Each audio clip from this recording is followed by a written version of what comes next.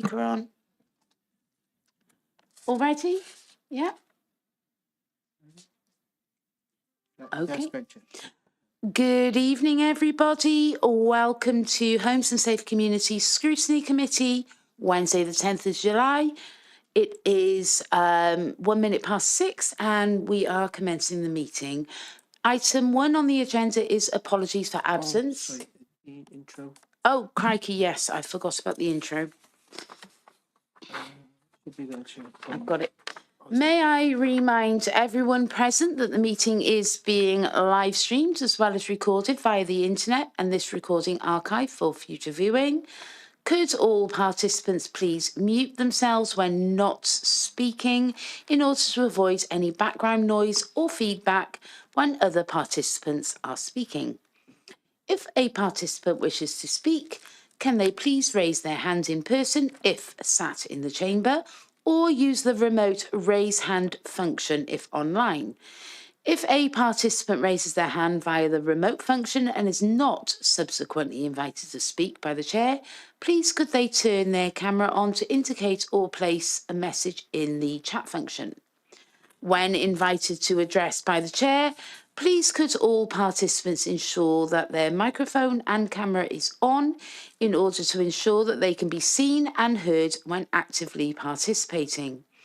If this is not possible for any reason, please bring this to the attention of the chair and/or Democratic Services Officer as soon as possible. Please ensure that all debate is verbally raised and not via the chat function for the sake of the recording. The chat function may be used to highlight any technical issues and/or to grab the attention of the chair or Democratic Services Officer. If any participant has difficulty hearing or being heard when they are addressing the committee, then they should let the chair or Democratic Officer know. So please, could I welcome all committee and non-committee elected members, cabinet members, our officers, and also anyone watching the live meeting broadcast. I will move on to the agenda and begin with agenda item 1 and apologies for absence. Do we have any? Yes, we do, Chair. Councillor Haynes has sent his apologies through. Other than that, all other members are present either online or in the chamber. Thank you. Okay, so agenda item 2 is the minutes of previous meeting, 12th of June 2024. Are members happy, and can I have a proposer and seconder? Councillor Hennessy. I propose we accept the minutes. Can I have a seconder, please? Yes, I see you. Thank you. We have a seconder. On to declarations of interest. Do we have any? Councillor Lloyd-Selby. Yeah, thank you, Chair. Can I declare in relation to agenda item 5, work to tackle poverty and the cost of living crisis? I'm a trustee for the Vale Food Bank that's been a beneficiary of support. The nature of my interest is personal, not prejudicial, so I will remain in the meeting. Thank you. Thank you, Councillor Lloyd-Selby. Any other declarations of interest? I don't see any. Okay, so we're moving on to agenda item 4, which is report from the Director of Environment and Housing, Shared Regulatory Services Business Plan. If you'd like to go ahead, please. Helen, yeah. Thank you, Chair. And I'm hoping that Mark will be able to run the slides for us this evening. And thank you for the invitation to present again to this evening's meeting, the business plan for shared regulatory services for 2024-25. You will have had the full report or the full plan in the papers you've received with a covering report. It's packed with facts and figures. So what I intend to do this evening is some slides to really highlight some areas of work that are particularly relevant to the remit of the Scrutiny Committee, and also to pick up on some of the themes that I mentioned last year around this time for the 23-24 business plan, so you can see how we've been making progress on some of those areas. Excuse me.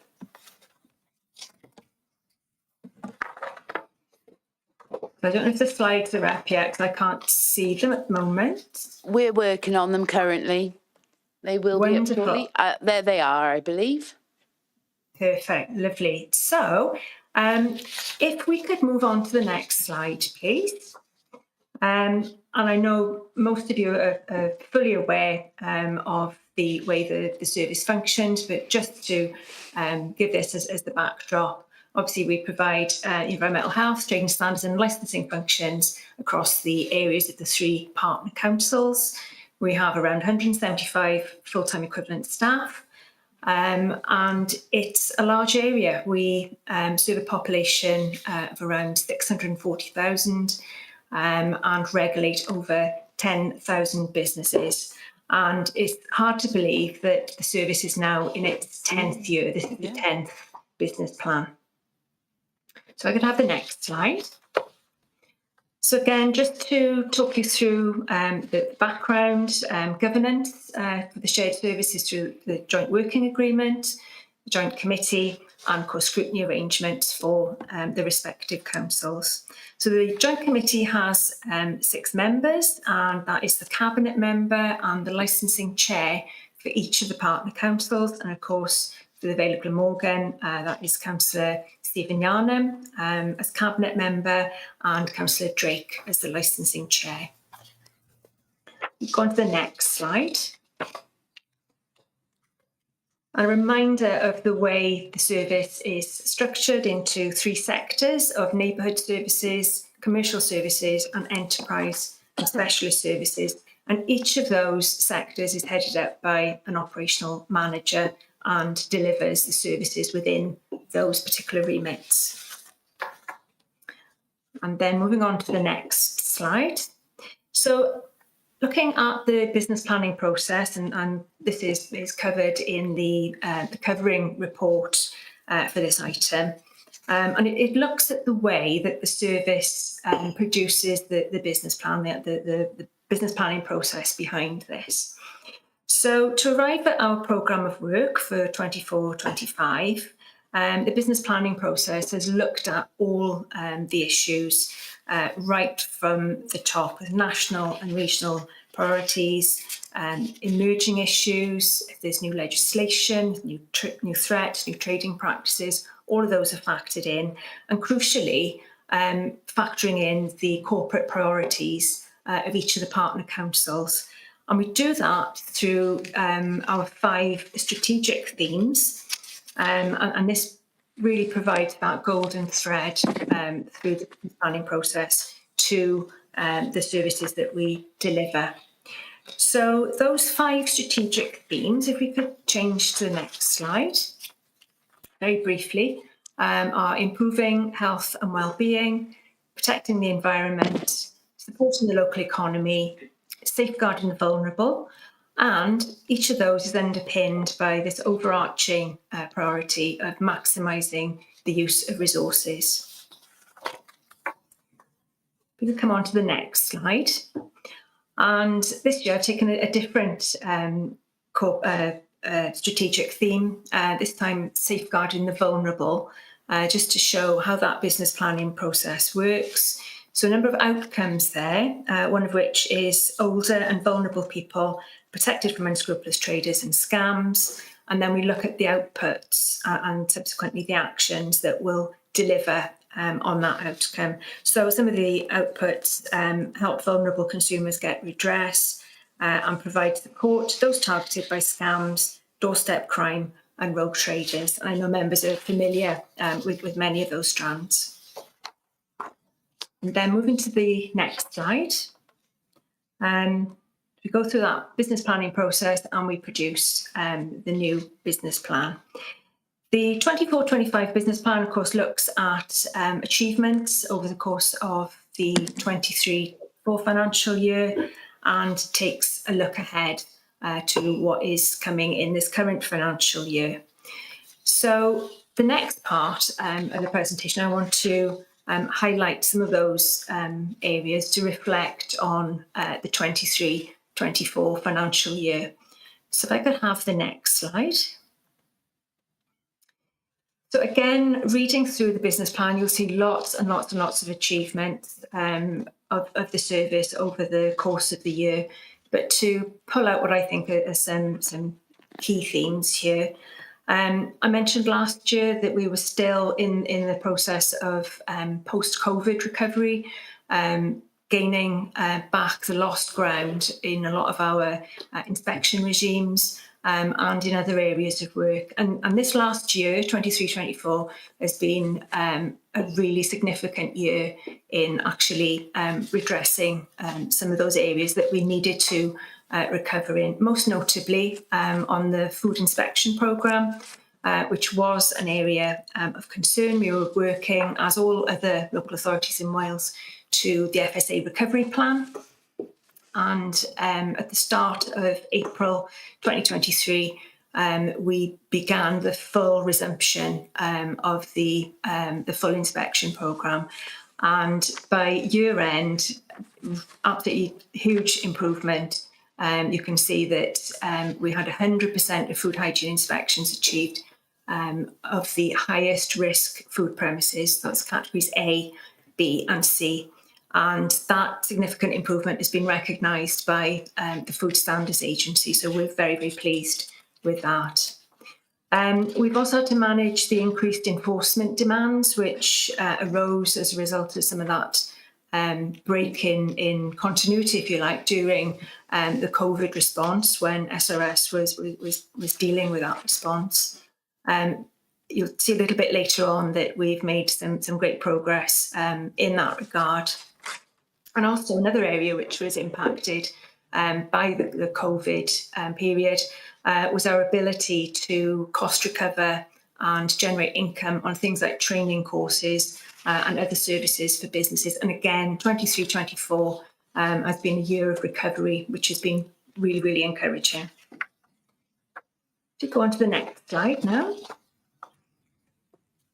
Something I mentioned last year, looking at empty homes and the fact that at that time the arrangement for the Vale of Glamorgan Council was slightly different to the way we operate for Bridgend and Cardiff councils. But I'm delighted that we now have an environmental health professional working within SRS as an empty homes officer for the Vale of Glamorgan Council. And in years to come, we'll be able to report on the impact that appointment is having. I mentioned last year as well a new piece of work that we'd started on, the Minimum Energy Efficiency Standards, or MEES, in the private rented sector. So this is about ensuring that properties which are being rented out to tenants are sufficiently energy efficient, so they can only be in the range A to E, where A is the most energy efficient and E is the least. And anything which is rated as an F or a G is no longer permitted to be rented out unless there is a bona fide exemption, registered exemption for that property. So this area of work got off to a good start in 23-24. And you will see that just in the Vale of Glamorgan area alone, 44 rented properties were improved. And that brought benefits both for the climate change agenda and, of course, cost of living, the heating bills for the tenants actually living in those properties. And I've included some figures there in blue to show the reduction in CO2, 127 tonnes, and reduction in the energy needed to heat those properties of over 151 kilowatt hours as a result of those SRS interventions. So a really positive piece of work there again. And then if we could go to the next slide.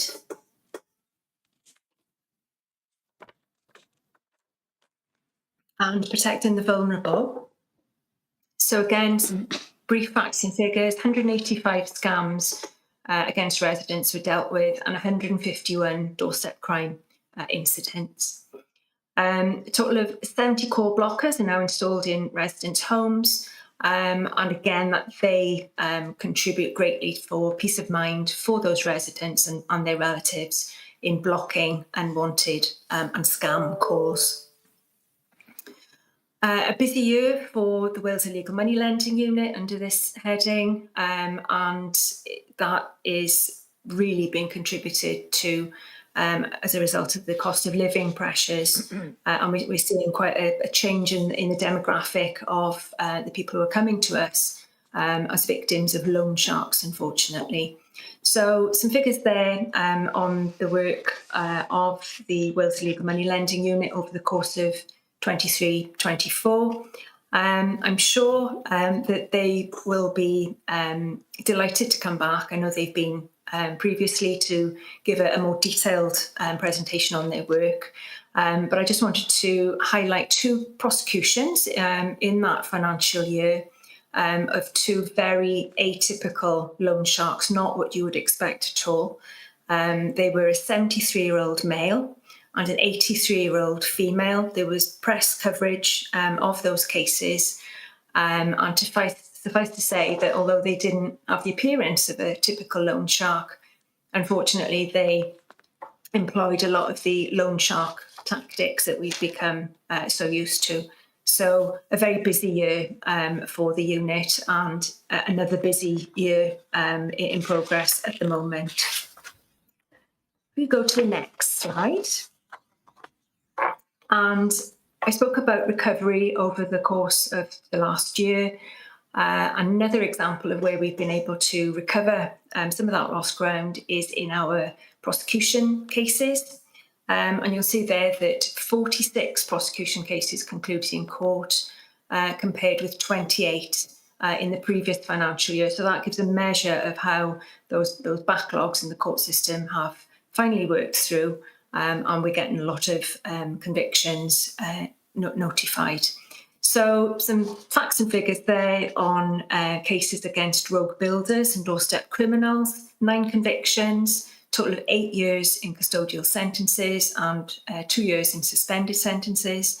A criminal behaviour order lasting 10 years, which is a really effective tool, and that limits the manner in which that individual is able to trade in the future for the next 10 years. So a real lasting benefit to residents of that being imposed. And there are also community orders and a little bit of compensation awarded to some of those who were affected.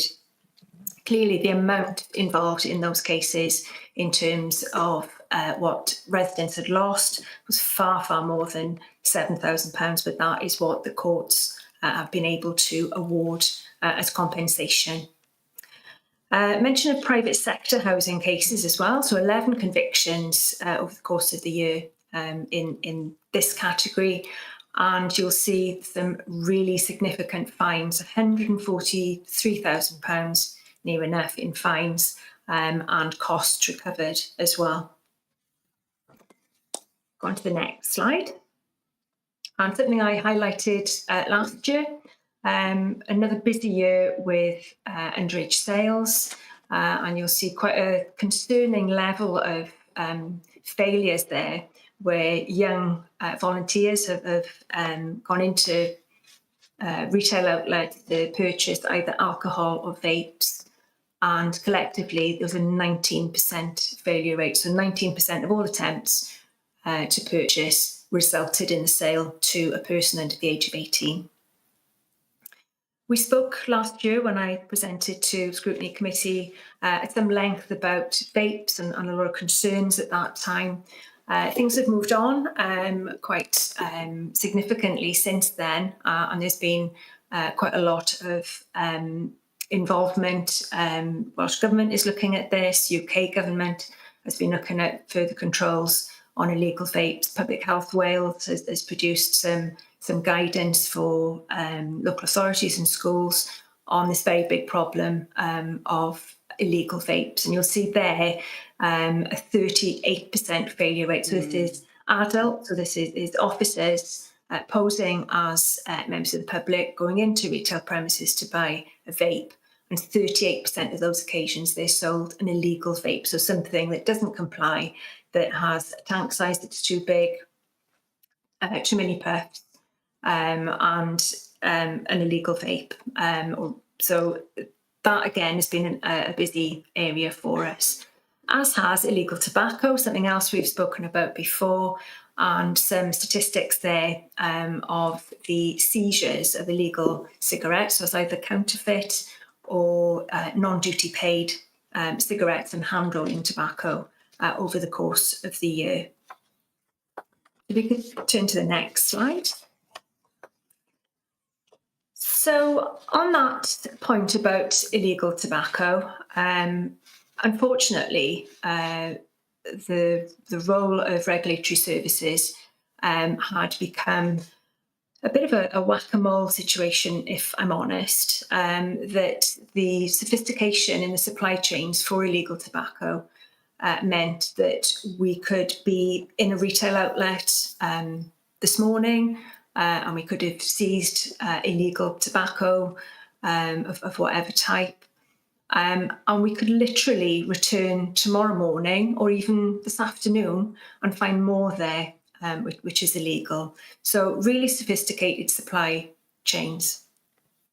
So during the course of 23-24, we wanted to take a new approach to this, to look at things differently. So this is actually a case that has been building for a number of years, but it came to conclusion with the verdicts actually in 23-24. So this is codenamed Operation ESC, and it involved organised crime group supplying illegal tobacco with outlets affected in Cardiff and Bridgend as well as in the Vale. And you'll see there massive amount of illegal tobacco and also some nitrous oxide canisters which were seized in the course of this operation. So when the matter came to court, we had 11 defendants found guilty, or they changed their pleas during the course of the two trials. So there were so many defendants and the complexity was such that the case had to be split into two trials. And we got that outcome, the guilty pleas or verdicts, by the end of March. But it was only a matter of a few weeks ago that we actually got the sentencing, which you'll see at the bottom of that slide. An incredible total of 25 years immediate imprisonment and 9 years in suspended prison sentences across those defendants. And again, you may well have seen media coverage on that. The photograph I've got on that slide of a tobacco detection dog looking into a hide where illegal tobacco was secreted, that is actually from this operation. So that's the kind of situation that officers and tobacco detection dogs found themselves in. You go on to the next slide, which is another new approach, again in relation to illegal tobacco, but it could be used more wider. And this is the use of closure orders under the Antisocial Behaviour, Crime and Policing Act. And if we could, cause it comes in stages, if we could have the next part of the slide. So this photograph is of an outlet, which happens to be in Cardiff, on the 19th of March. And then if we can pull the next part up, the next day, you'll see that the premises is closed as a result of the closure order on it. And again, it was a history of very, very poor compliance, of criminal behaviour, of nuisance. And on that basis, we were able, through legal services, to get an order through the court. Now, a little development since then, it's a 3-month closure order.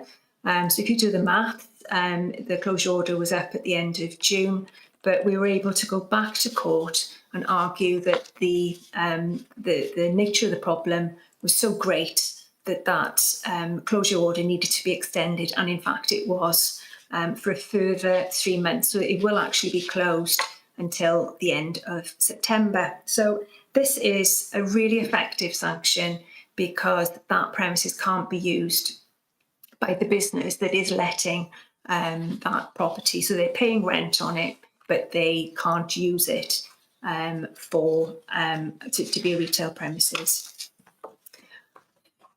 And then continuing the new approaches, I just wanted to make a mention of recruitment and retention, something else which I mentioned when I came to the Scrutiny Committee meeting last year. And it continues to be a problem. It's something that a problem we share with local authorities right across Wales and further afield. Regulatory services has an ageing workforce, and there are difficulties in recruitment and retention of staff in certain roles. There's a very limited pool from which to recruit. So over the last couple of years, really, but more so in the last year, we've been committed to growing our own. Our staff are our most important resource, and we feel it's important that we grow our own to deal with this issue of recruitment and retention. And we're starting to get some good results. And I mentioned there a couple of examples where we've been able to fast track some officers to get a qualification to allow them to do certain food hygiene inspections. And just thinking outside the box to resolve these pinch points that we've had in recruitment and retention. We've supported some more members of staff through match-funded study to achieve the MSc in environmental health. So again, we're boosting the expertise and the ability for staff to conduct different areas of work. As part of all of that, we've enhanced relationships with the academic institutions involved too. And a bit of a long journey, the regulatory apprenticeship for Wales, a big development in recent months, and that is the development of the qualification that sits at the heart of it, which is the Level 4 Diploma in Regulatory Compliance. That is now live, and we're waiting now for the apprenticeship itself to go live. So again, great progress with that, which we're really pleased with. And then the last slide is just a quick look ahead to 24-25. I thought this year I would focus more on some achievements for you, but clearly the business plan itself contains the actions that we intend to deliver in the coming year. So I thought it would be helpful to finish here with some challenges for the service, and clearly what we've just spoken about, recruitment and retention, will remain a big priority for us. We are anticipating more new areas of regulation, new legislation coming in, but crucially, that very often comes without any additional funding from Welsh Government or from the Westminster Government. And examples there, we've spoken about vapes. There are moves to ban single-use vapes. We'll obviously need to see how that agenda is taken forward now with the change in government at Westminster. And in Wales, special procedures, which requires the licensing of all practitioners and premises involved in tattooing, piercing, electrolysis and acupuncture. This is something which has been on the cards for some time, but we understand that implementation is now just around the corner in November of this year, a huge piece of work for the service. And as I say, it doesn't come with additional funding. I mentioned responding to world events. We seem to have done a lot of that over the last couple of years. But it's really important to the service that we remain relevant to the partner councils and really stepping up when world events require different responses. Complexity of investigations, that is becoming more of an issue. Our investigations are very detailed, they take time, And there is this theme of organised crime more and more showing itself in different areas that we enforce. So we've spoken about illegal tobacco. Vapes very often will be similar individuals behind the supply of illegal vapes. And something else we spoke about last year, illegal dog breeding. And again, it attracts individuals who see these sort of regulatory offences as being far lower risk than possibly some other areas that they might have been involved with. And I've just finished that slide by saying that those are the big challenges for the service. But the overarching one, I guess, is the fact that we're doing that within a reduced budget as a result of the financial climate over the last couple of years. So that was a really fast tour through the business plan, picking out some highlights for you, and obviously more than happy to take any questions. Thank you very, very much, Helen. That was informative as always. Do we have any questions or comments? I can see Councillor Aviett has her hand up. Thank you, Chair. Thank you, Helen. I think your department is one of the most interesting of all the council departments. Just two short questions, please. Is fly tipping on council land too low level for enforcement? And if it's not too low level, what would be the process? Because myself and housing officers, we take photos, and then do the housing thing, if you think it's for enforcement, do they go to you, and then do they pay you? And also, because I know we have to pay the cleansing department to pick it up. So just want to know the process, if the housing department pays enforcement, and how does it work, if you don't mind? Thanks, Councillor Aviett. On that one, I think that's quite an easy answer for me. Fly tipping would be dealt with by the enforcement team, which isn't part of SRS, so Craig Handley's team, I believe, would be responsible for that. Thank you. Councillor Lovelock-Edwards. Thank you, Chair. Just a couple of comments and questions, Helen. Firstly, I think congratulations are certainly due in terms of you and your team's involvement in the recent court cases, in particular that you've highlighted around vaping. That I think is obviously some, extremely hard work that should be sort of, I know it made local press, but I think this is something that it should send out a clear message to everyone involved with a reduced team and a reduced budget, you're still able to sort of have some significant successes. So congratulations to you and the team. And I just want to ask a couple of questions on sort of future work programmes. We've recently seen an increase, sadly, on the the doorstep criminals, and I think the solar panels is becoming one of the sort of key areas. And as all ages are more conscious of their impact on the environment and becoming more eco-friendly and about reducing energy bills, which with the cost of living crisis still sort of in everyone's forefront of their minds, is something that perhaps that could be a body of work, or are there any sort of intentions to look at solar panels?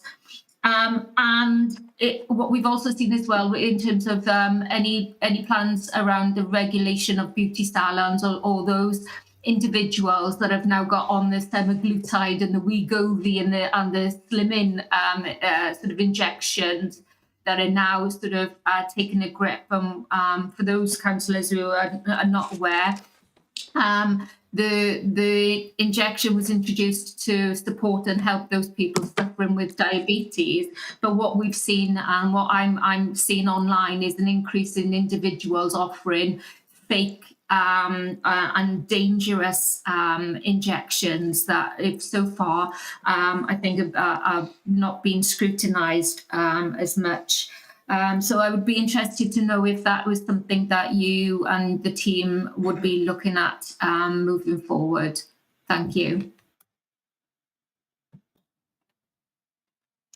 Yeah, some great questions there. Thank you.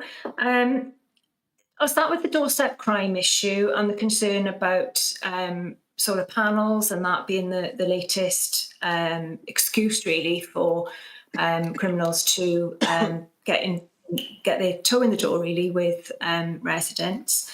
I think it's fair to say that anything and everything can be used in this way by people who are so minded in terms of this sort of doorstep crime piece. So we act on intelligence, which is joined up right across Wales and further afield, so that we're able to spot these trends. Now, I'm not aware that there's a particular issue coming through about the sale of solar panels or the supply of solar panels, but we'll certainly look into that.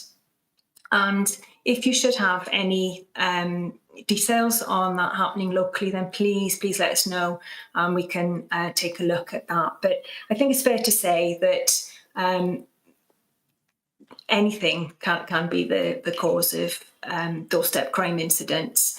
And it will be development, and if solar panels are the latest thing, then I think that's probably quite likely that it is happening. So thank you for that. On the regulation of beauty salons and some of those processes, those procedures, the special procedures regime, which I mentioned, the licensing regime, that is quite contained, and it relates to the piercing, tattooing, acupuncture and electrolysis. But there is a growing concern that there are other areas, some of the beauty procedures, which aren't regulated. And I know that is certainly being looked at in England currently. So it's quite likely that regulation may follow in Wales at some point. Having said that, from what you've mentioned there about fake injections, so things being injected which are not what they purport to be, then there may be a way that that could be looked at now in the absence of any specific regulation. So I'd be really interested. You mentioned that you've found some information of people offering these services online. If you could share those with me, then we can take a look. And if it isn't an SRS matter, I'm sure that we'll be able to refer that to the appropriate agency. Thank you. Councillor Helen Payne. Hiya. Thank you, Helen. I'm interested in the recruitment aspect of the business plan in terms of the staff retention. So I know you said about growing your own, and I know you've included it in your risk description RR2 as one of the things that you're focusing on. But have you looked at the apprenticeship angle? Because I'm somebody who qualified in the local authority in Birmingham as an apprentice. So in terms of growing your own, are you talking apprentices, or are you talking just recruiting from the Vale of Morgan pool, or across, across the region? Thanks, Councillor Payne. Yes, the recruitment piece, apprenticeships will be a big part of that when we have an apprenticeship that we can use. Currently, unfortunately, there isn't a regulatory apprenticeship in Wales, and I've been involved since 2020, trying to push to get that regulatory apprenticeship in Wales. I mentioned in the slides earlier that we've seen a big step forward in the last year. We now have the qualification that sits at the heart of the apprenticeship. And I hope against hope that we will actually see that apprenticeship itself going live in the not too distant future. It's something which English authorities have had since 2018. So we're really playing catch up with this, and we think it would be a game changer in terms of actually recruiting young people, or maybe not so young people, into what are some really, really interesting professions. Great. Well, any help I can give on that, you know, I'm not a font of knowledge, but, you know, I do know a bit about apprenticeships and young people. So any support I can give or Scrutiny can give, you know, just call on us, really. So thank you. Wonderful. I'd really welcome that. Thank you. Thank you. Before I call the next person to speak, I would just like to echo that comment. Apprenticeships are the way forward for many people, and they're not always the easiest thing to set up. So if we can help at all, then I'm happy for us to do so. Okay. The next person with their hands up is Councillor Michael Morgan. Here I am. Right, well, again, thank you very much for that presentation. It's fascinating to learn the broad range of work that you actually get involved in.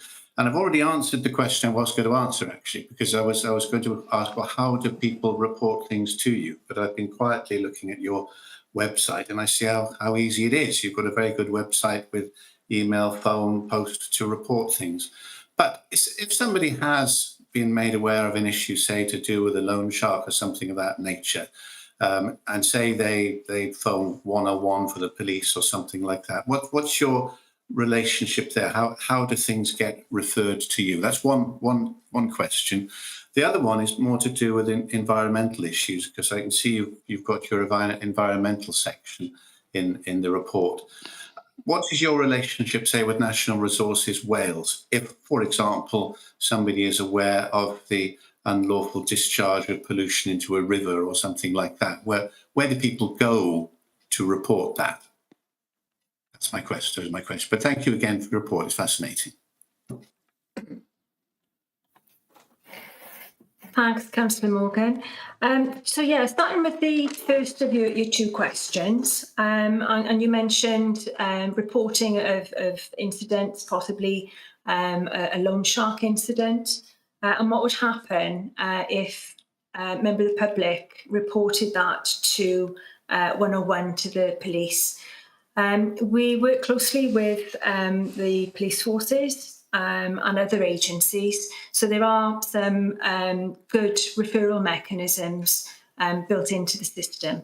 Particularly in the case of illegal money lending and loan sharks that you mentioned, the team actually do awareness raising sessions. They train lots of different organisations and they keep that information up to date so that should the police or any other agency, perhaps a housing provider or some other agency that has a frontline connection with residents, they will know how to report that because they've had the training from the Wales Illegal Money Lending Unit. And we find that investment is really, really beneficial in terms of encouraging people to report these crimes, which unfortunately, given their nature, people are not too keen to report, and things are normally quite a bad stage by the time we get to hear about these incidents. So I hope that puts your mind at rest, that there are referral mechanisms, and in the same way, if something comes to us, then we would refer that to the appropriate agency. And that's kind of a nice segue into the second of your two questions on working with NRW and discharges into waterways and that type of thing. Clearly, that is the responsibility of Natural Resources Wales, but we do work closely with them and quite a few pieces of work ongoing in that regard. So NRW Wales responsibility, but as with a number of other agencies, we do work closely with them. Thank you, Helen. We have one final hand up, and that is Councillor Lloyd Selby. Thank you, Chair. And Thank you, Helen, for taking us through the report. And I would just echo the thanks and the congratulations from colleagues about what's been achieved this year. Really appreciate the work that your team is doing. I can see in the report that there's been some concern about some food banks giving out food that is past its use-by date. As a food bank trustee and as the Vale's Tackling Poverty charity, I just think it's really important that people who find themselves in a position where they're having to rely on charitable food aid can be confident that that's safe. So that's a really welcome commitment in terms of the Forward Work programme. And similar to Councillor Payne, if I can offer any assistance in relation to that, I would be really happy to have a conversation with the relevant officer to see if there's anything we can do to support that. Also welcome the proposal within the report to engage more with elected members regarding things like rogue traders, scams, etc. And obviously elected members should have a lot of local knowledge about what's happening in their area. So it would be interesting to hear what your thinking is around how that's going to be taken forward.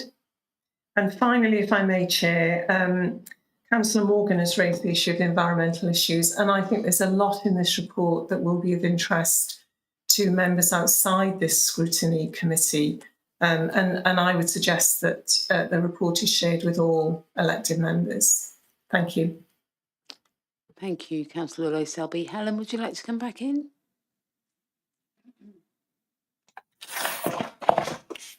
Thanks, Councillor Lloyd-Selby. Yeah, so on the point about food banks, you're right, absolutely right, that it is very, very important that residents who visit food banks, they have food which is safe. And the incidents that we have been involved with where out-of-date food was found, I think it's fair to say that it was a case of that particular food bank taking in too much product. And in one way, that was very positive that they were able to get those donations. But it's all about actually managing that and ensuring that you have the stock rotation, that things are given out put out on display in the appropriate way, and not left somewhere and is then out of date. So yeah, we see that as being really important, and I would very much like to take you up on your kind offer of support in progressing that area of work. It is important. The other one you mentioned was about engaging more with elected members on things like doorstep crime. And yes, that's exactly what we're hoping will be the case, that members have so much local knowledge that would assist us in actually investigating some pretty awful crimes that are going on out there. And again, unfortunately, it's a very, very underreported issue. So residents quite often, if they're scammed or if they're subject to a doorstep crime incident, they don't like to admit it. So the more we can do to engage in the community, to get people's trust so that we can help them, the better. So quite what that will look like, it'll be through coming to scrutiny committee meetings, it'll be through to joint committee and raising these issues, and that will probably look quite different across the 3 partner councils as well. Thank you. Thank you. Helen, I do have a question for you, but it's not entirely relevant to this committee. It's regarding the incinerator and light pollution. So what I will do, rather than ask you now, as it's not relevant to this committee, I will email you afterwards, okay? Yes, just Councillor Morgan reminded me when he asked about the environmental issues, so he jogged my memory. I just want to say thank you very, very much, Helen, for that. As I say, very informative, very concise and very professional. Thank you. We've had comments and questions. I haven't heard any particular recommendations coming through. We are being asked to note the report more than anything. Do I have a proposer to note? Councillor Hennessy? Yeah, I propose we note. Okay, do we have a seconder? Councillor Loyselby, thank you. Sorry, Chair. I also suggested that the report be circulated to all. Oh, yes, you did. members. Sorry, I Thank missed you. that. I do apologise. There was a lot going on there. Yes, so noting and circulating then, yes. Happy, Councillor Hennessy, and seconding, I'm assuming. Yeah, I'm happy with that. Councillor Loyselby, you're happy to second that?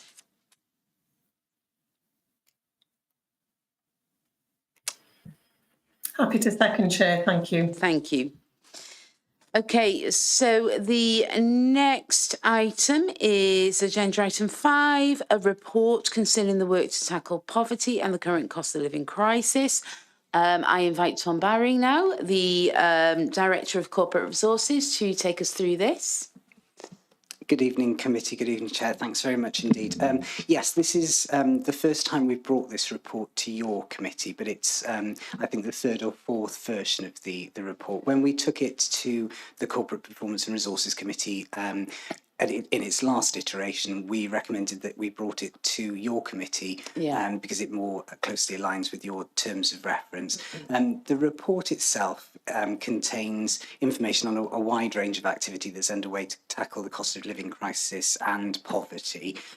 I'm joined by my colleague Helen Moses to present the report. We'll do our absolute best to answer any questions, but we may need to take any specific ones back to colleagues. So the report itself talks about the work that the Council is doing in terms of tackling food insecurity, reducing loneliness and isolation, and also providing direct financial support to individuals through a number of different schemes. It also contains, Chair, some information relating to the Council's cost of living reserve that members will note was established as part of the 23-24 budget.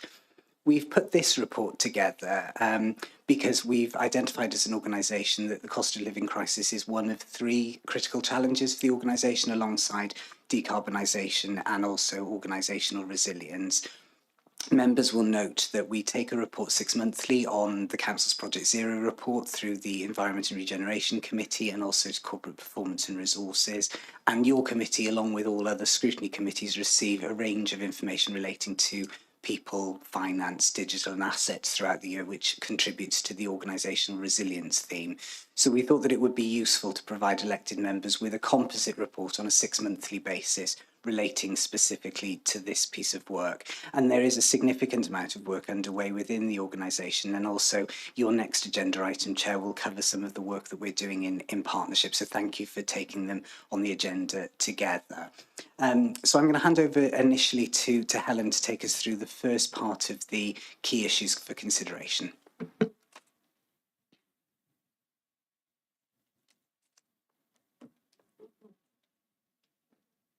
Are you okay there, Helen? Oh, there's slight issues there. Don't you just love technology? We'll get it working. There it is. Thank you. Thank you for that. So just to pick up really in terms of, as Tom said, in terms of the key issues for consideration we've set out in the report, we thought it would be helpful to, just in sort of paragraphs 2.1, we've set out some of the kind of key data to provide some context for the work around poverty and cost of living, and sort of highlighting actually particularly some of the issues around affordability with food, energy and housing. And you'll see within the detail of the report the range of activity that there is that's happening across a whole range of services within the organisation, and helping to support people with regards to some of those issues. We've also kind of highlighted the fact that there's, in terms of a number of people in terms of claiming universal credit, and that actually that we've got those issues around in-work poverty as well as out-of-work poverty. So again, we've detailed some of the figures there that actually sort of show that we need to sort of be mindful of those different aspects when we're working through some of this. We've also highlighted within the things like the increase in terms of the number of people accessing food parcels through the Trussell Trust. So we can see, despite the range of activity that's happening, we're seeing sort of the need for this support from a range of services is actually increasing at the moment. So we've just sort of provided that bit of context. We also thought it would be useful to include within the report some of the information regarding the Let's Talk survey results, which have already been shared with members, but we took the opportunity within that report to ask some questions with regard to choices that people were feeling that they were having to make. And you'll see here that actually we can see there's quite a high percentage of people that are who respond to that survey who were saying they're making choices about cutting down on meals, not putting the heating on. And again, that where we look at those figures, we can see that that's actually exacerbated in some of our more deprived areas as well. So we've looked at what some of the differences might be there to help us inform the work. And actually in terms of that this consistent with us identifying this as a critical challenge, that this is something that is concerning residents in terms of the cost of living crisis.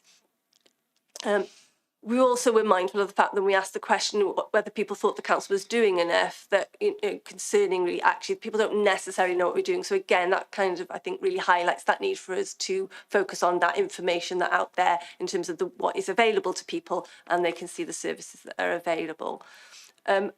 Probably sort of moving on from that, we've highlighted the Welsh Benefits Charter, which is a developing piece of work, and we hope to include more information on that in further reports.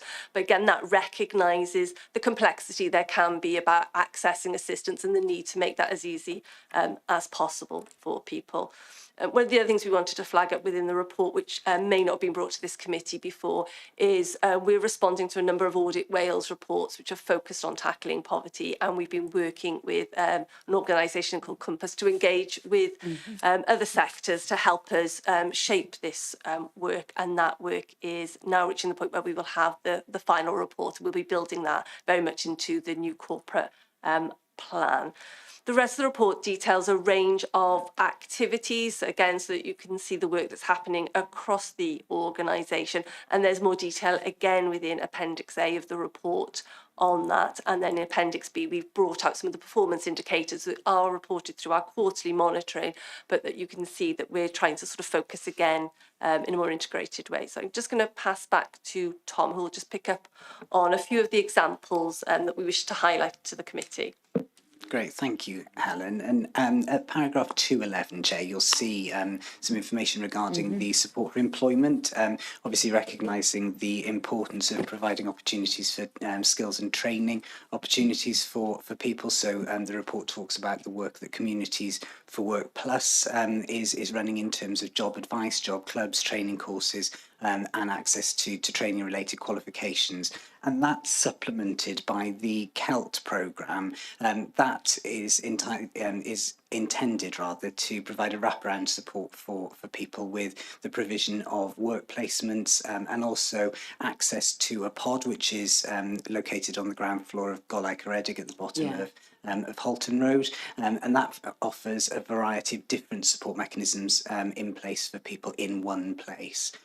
And that work is just part of the council's work, as Helen was saying. That the report goes on to talk about the support that's provided to families and young people. The youth service, for example, providing a huge amount of work, and in the last couple of years have also made sure that financial support is available to young people to be able for them to be able to participate in a range of activities. Duke of Edinburgh, different uniform groups such as the Scouts, for example, are given in the report. And we've also been doing an awful lot of work via the council schools in terms of tackling poverty, and they're very much at the forefront of this work out in the communities. So, for example, 7 of our schools run big box boards, which are access to pay as you can or pay as you feel food. Other schools are offering different family and advice projects. We're also seeing increasingly that schools are inviting in other agencies like Citizens Advice and the Families First Advice line. So very much a trend for the council taking its services out into the community close to where people are. And I won't touch too much on the Pencoitra Cluster, a Thriving Community Project, which is at paragraph 215, because I know Sarah will touch on that in the item next. But that's very much looking at how the council can work with the 5 primary schools and the high school in the Pencoitra learning community in order to support families in a range of different ways. And that supplements the school's essentials grants and the free school meals that are provided by the local authority alongside period dignity products. And we very much recognise that tackling poverty through schools is a really important part of work, and we're increasingly seeing that that extends beyond the school day. We know that kids are in school for about 15% of their week, so we need to make sure that there is support for the hours and days that they're not in school. And what you can see in the report is a range of different sports and physical activity support that are being provided to families at little or no cost in order to provide those opportunities. They're very much subject to external grant funding, so they're very much things that we want to try and continue to take forward, but they are predicated on available grant funding. And they are increasingly being delivered with a targeted focus on areas of deprivation. The report then goes on to talk about housing support and council tax reduction. I'm sat next to the head of housing, so I'm going to try and do this bit justice. But we're very much seeing that, as this committee will be acutely aware, that private sector rents have continued to rise. We see about 12% increase in the last year, and those average rents are now nearly double the local housing allowance. The report gives some information that at the time we put this report together, there were no homes available that were that could be rented privately at that local housing allowance rate. This is a significant issue that the council is addressing through its house building programme and other work that I know Mike provides updates on a regular basis. And when we've taken this report, Chair, to the Corporate Performance and Resources Committee, they've asked about council tax reduction. So the report provides you in paragraph 223 some information relating to the number of claims and the total value of that support that the council provides. I'm just going to hand back to Helen to just give an overview of the PSB work. Thanks, Tom. So we have included within this report reference to the more place-based approach that's being undertaken through the PSB in some of the more deprived communities. My colleague Sarah, who's with us, will be doing a presentation on that for the next item, but we wanted to include reference to that within the report so that members had that fuller picture of the range of activity that's being undertaken. Tom has already mentioned some of the food insecurity work that we refer to in paragraphs 2.27 and 2.28 in terms of through our schools. But we also, obviously there's the food bank, but we have the work that's being undertaken in Antwerp Major through Glamorgan Voluntary Services and also in Penarth, which is led by the council's housing team. I think that shows the range of activity and the people that are getting involved in meeting this need. We've been using the Council's Cost of Living Reserve that Tom mentioned earlier as well to support some of that work, but also through the Food Veil partnership, officers from the Council and also from the local public health team have set up a group to bring people involved in those different projects together because we're aware of the issues around supply and resilience within them. And just reflecting on some of the discussion on the last item, that might also provide an opportunity in terms of shared regulatory services, in terms of sort of reaching some of the people involved in some of this work. So again, that's another aspect of what we're doing. Some of those food projects also provide an opportunity in terms of helping tackle loneliness and isolation, in terms of providing a chatty cafe or a warm space as well. So again, we've sort of recognised that the benefits of bringing certain items together and the different challenges that people are facing. We've also built this into some of our age-friendly work, as well. So through that, we've been raising awareness around things like pension credits, again, providing opportunities for sort of more social activity and to provide advice and support. And again, colleagues in shared regulatory services have also been involved in some of that work so that the messages can reach some of our older residents. There was previously funding from Welsh Government for warm welcome schemes. Some of those schemes have continued, and we've used things like the cost of living reserve to help support that as well. So there are still a network of some warm spaces across the Vale that can provide that opportunity for people to either seek advice or just access that warm space. That information is available on our cost of living web pages, which we continue to develop and enhance. And again, this is something that came through in the Audit Wales reports in terms of the need to make sure the information was accessible. And we've continued, as I say, to work with officers across the council to make sure we've got relevant information on there. But again, any suggestions for improving those web pages, we see that as something that would continue to evolve. And the last project that we wanted just to highlight as part of this work was the importance of volunteering as well.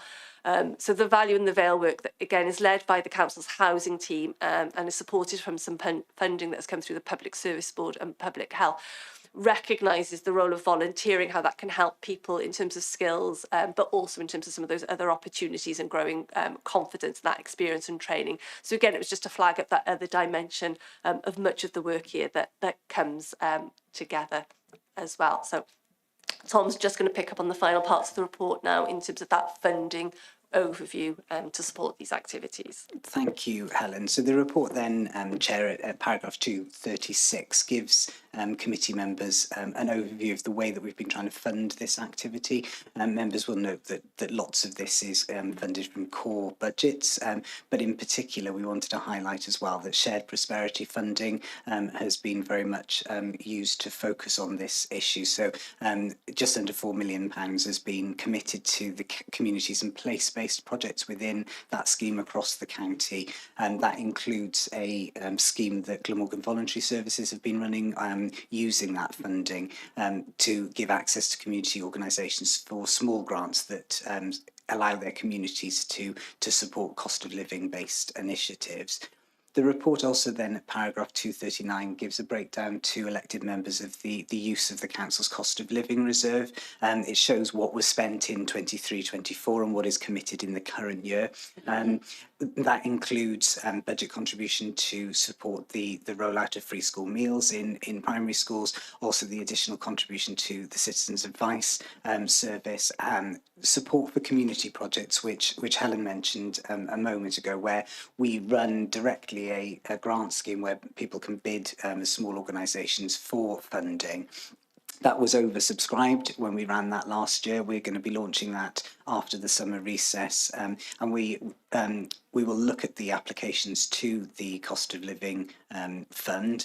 We will also then make sure that we're signposting unsuccessful applications to other sources of funding, and that was something that worked really effectively last time. That whilst we weren't able to completely meet the need from the fund directly, we were able to signpost and then make sure that people were successful in gaining funding from other sources. We also have made an additional contribution to the Vale Food Bank, as well as putting £50,000 additional funding into the Discretionary Housing Payment Fund. And the report talks about the use of that work there. So I hope, Chair, that that's been a useful kind of summary of what is a really wide-ranging report. As I say, we'd be delighted to take any questions and comments from committee. Thank you very much, Tom and Helen, for that. I can see we do have a hand up, but before I go over to Councillor Payne and Councillor Lloyd-Selby, I do want to make some comments. This is a report about tackling poverty and the cost of living crisis. Back in 2010, I moved to Epsom in Surrey for work. 3 months later, I lost my job because the company went bankrupt and they had to close down. I was renting a room as a lodger in a house, £400 a month in 2010. Christmas, that went up to 500. I was getting job seekers allowance and housing benefit. housing benefit didn't cover the cost of the rent. I had to make the rest of it up through job seekers allowance. As a result, I was left living on £17.50 a week. Okay, that's what I was left living on. I couldn't get any more help. I couldn't get any extra benefits. The food banks were around, but they were very few and far between, and they were very difficult to get a referral to back then.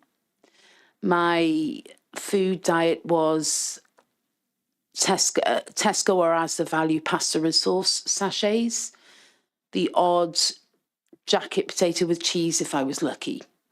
I am so pleased to see the amount of work you guys are doing on this. You are giving a lot of people help and a lot of people hope. Hope that I wasn't sure I had back then. I had to move back home in 2012, back to Barry, because I couldn't keep it up anymore. So thank you very much for your hard work on this. And I'm going to bring in Councillor Helen Payne now.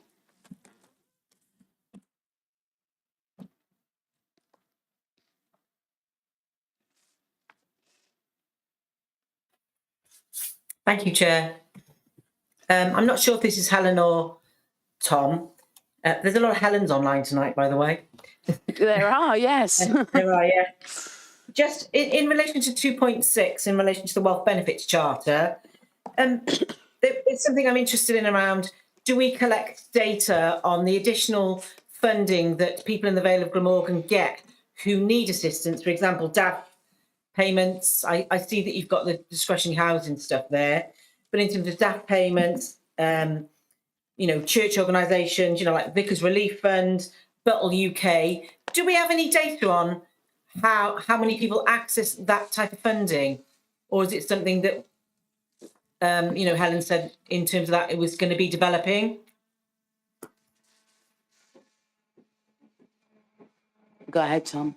Thank you very much, Councillor Payne. It's something that we have some of that data on, but we don't have a complete picture of it. And it's actually something that the other Helen and I were talking about this afternoon in terms of wanting to get a better picture of that information so that we've got a complete picture. But I know Mike has got a contribution as well to make in terms of some of that profiling of what entitlements and benefits people are getting.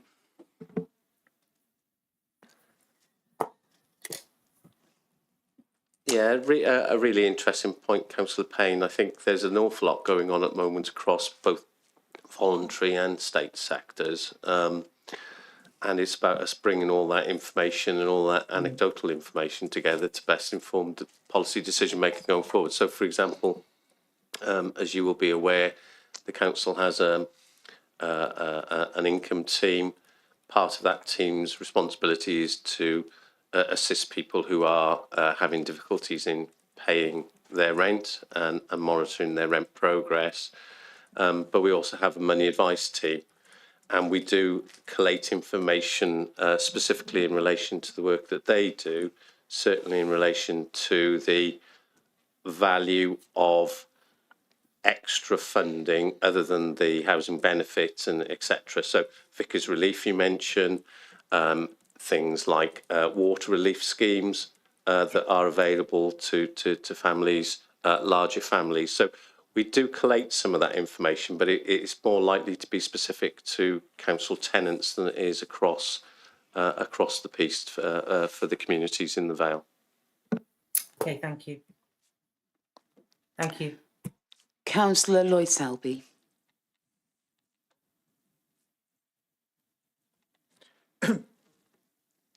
Councillor Lloyd Selby, we can't hear you. I think you're muted. Now we can hear you. Thank you, Chair. Can I start by thanking you for sharing your story? That's not an easy thing to do, and I think it's really important because it highlights that so many people are just one paycheck away from a financial crisis, and it really can happen to anyone. It can. It's the reason why I set the food bank up, you know, so that any of us who find ourselves in that situation can at least not go hungry. So thank you for sharing your story, and thank you, Tom and Helen and the team, for the incredibly important work that you're doing to support residents who find themselves in that situation. My question is also relating to the Welsh Benefit Charter. I had a role in helping to develop that charter, and as with all things, it can take a long time to come to fruition. So it's great that there's now a national steering group which is looking that piece of work forward. And obviously an awful lot of what that group will be looking at are things that fall outside the council's ability to do anything about on their own. So to an extent, we're having to wait to see what comes back from that really helpful, important piece of work. So my question is, part of the aim of the Charter is to make it as easy as possible for people to access the benefits, the Welsh benefits that they're entitled to. Do we have any information or data on how easy our own residents find it to access the financial support that's available to them that's administered by the Vale Council? Who's going to take that one? Thank you, Tom. Thank you, Councillor Lloyd-Selby. It's a really, really good question, and it's prompted me to think actually that as that work is happening at a national level by that steering group, and I'm really pleased that my colleagues in revenues and benefits are part of those discussions, that gives us an opportunity to influence some of that thinking. I don't think we do have that insight in terms of accessibility of those benefits and indeed entitlements across the range of services at a kind of corporate level. But I think it is something that we could definitely commit to investigating, doing that. I know that what we have got information relating to is that people find it easier to access those benefits and entitlements when we go closer to where they are rather than running them just from the civic offices. I know that we've made good strides in terms of making that information available online for people to access at a time that is convenient for them. And certainly we've seen some early successes in some of the schools work where we've had colleagues working alongside teaching professionals or those people who are working in that kind of community support roles to make sure that they're aware of how to get access into those systems. But I think it's a good point of challenge for us. And if committee are happy for us to, certainly something that Helen and I can take away and have a conversation with a variety of different colleagues. And also we can have a look at whether there are any of those kind of measures or metrics available from non-council entitlements and benefits agencies as well. And perhaps is something for us. I know we've done quite a lot of work in benefits and entitlements for older people, and something that the Vale 50 Plus Forum have been really great in terms of helping us to share some of those messages to make sure that people can get the information and access to those. So there are some mechanisms I think that we can probably use and maybe look at how we focus that work. Thank you. Thank you, Tom. Thank you. Councillor Lythock-Edwards. Thank you, Chair. And I just want to echo Councillor Lloyd-Selby's comments with regards to thanking you for reaching out, which leads me on to thanking Tom and the team once again for the work that they've undertaken, and in particular, the work that they've done in, I suppose, removing the stigma of poverty and allowing people like the chair of this committee in sort of being open and honest in terms of the difficulties and the challenges that they face. And that just moves me on to sort of where we are at the moment. And I just wanted to ask about, as we're now on top of the start of the summer holidays and the work that you've done in schools, wanted to ask what provision, if any, have you been able to sort of provide or sort of undertake with schools around those families who are in receipt of free school meals during the summer holidays, when there'll be that sort of clear gap, which impacts on a child's ability to thrive during the summer break. And you touched on, I think it was Helen that touched on funding being available to allow the continuation of warm spaces. But again, there's summer holidays, for not that we would see them within terms of the weather, but we'll soon be approaching autumn and winter. And whilst it's evident that this council is doing all that it can to tackle poverty and to reduce the impact of the cost of living crisis, I fear that this autumn and winter will be no different to the last couple of years in terms of the difficulties and the challenges that families have. So what funding provision or what ability does the council have right now in ensuring warm spaces that were set up last winter can continue? And I suppose it's a question then of moving on from Councillor Payne and Councillor Lloyd Selby's comments around data. Is this report sort of looking forward? Because I noticed it's addressing the funding that it was given for the 23-24 financial year, but is it looking forward enough to sort of put us in a position where we are planning for what is likely to be a continuation of the cost of living crisis for at least the next 12 to 18 months, and in particular how that impacts on the more vulnerable families across the Vale? And finally, it's a comment more than anything, Chair, and that is around, as the older people's champion and the equalities champion, I want to place on record my thanks to the team and the age-friendly team in particular for the work that they have undertaken in highlighting and supporting the sort of forum for older people in raising awareness on the rights to claim and what entitlements the individuals have. And it's good to see now that that is going to be replicated through, across the Vale for other generations. And so that really is something that the Vale should be proud of, because the age-friendly status was no mean feat in achieving. It wasn't just a tick box exercise, as some may believe. It was through a result of hard work and tangible evidence that had to be submitted to secure age-friendly status. And I'm really proud, and I hope that other councillors will do all that they can to support the age-friendly team in moving forward to continue that work. So that's a shout out on behalf of the age-friendly team. Thank you. Go ahead, Tom.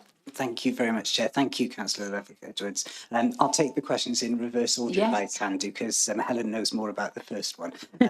In terms of the thanks for the age-friendly work, I really appreciate that, and I'll pass that on to the team. I know that they were at Scrutiny Committee yesterday evening presenting on that work, and it has been I saw a huge amount of work. So thank you for those remarks. And the question about whether the report is forward-looking enough, I think is a good challenge again to us.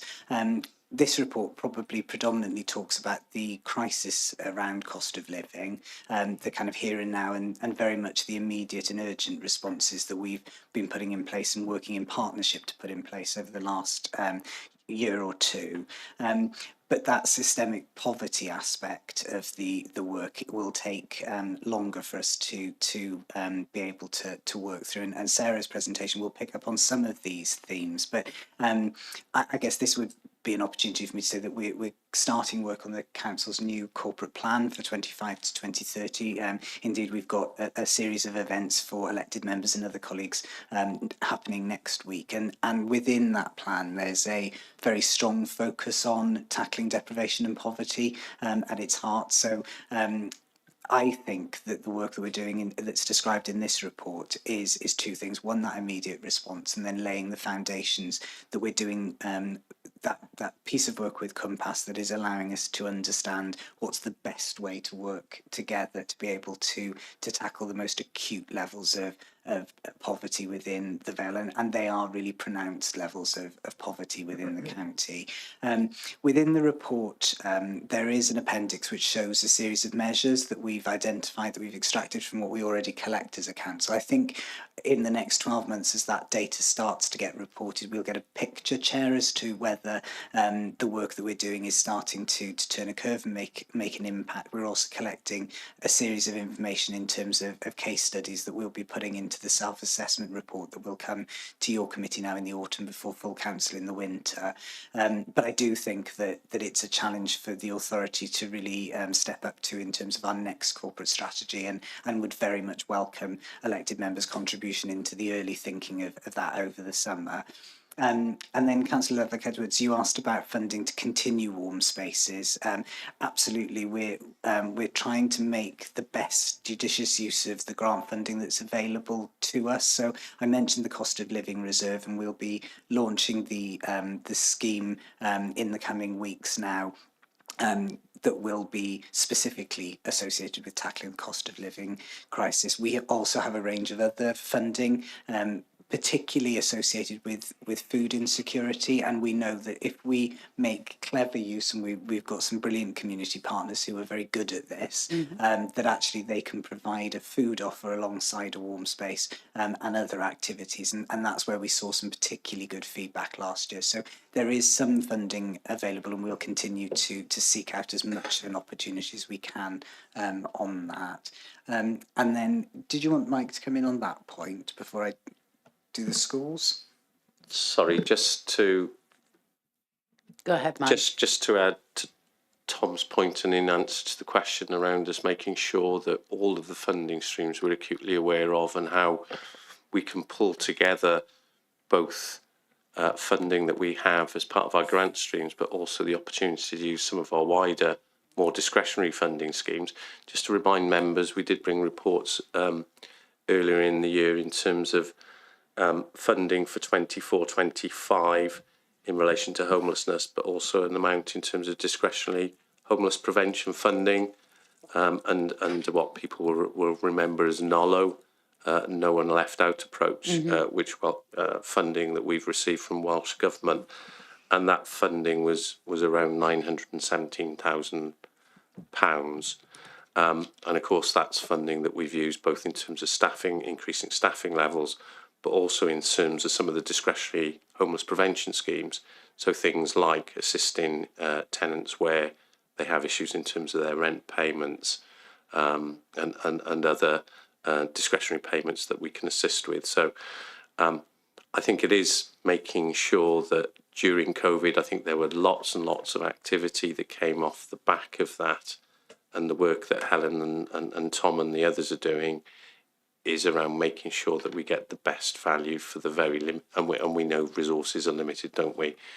It's getting the best value and making sure that each pound that we invest goes as far as it possibly can. Thank you. Helen? Thank you. If I can just pick up on those issues around sort of the school holidays.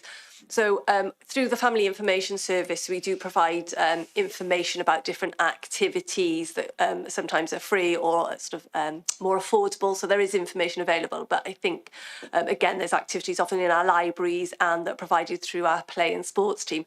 They're often very dependent on particular funding streams being made available to support them, and that can vary year to year, but they do try and make sure that there is information available to help families and make those choices.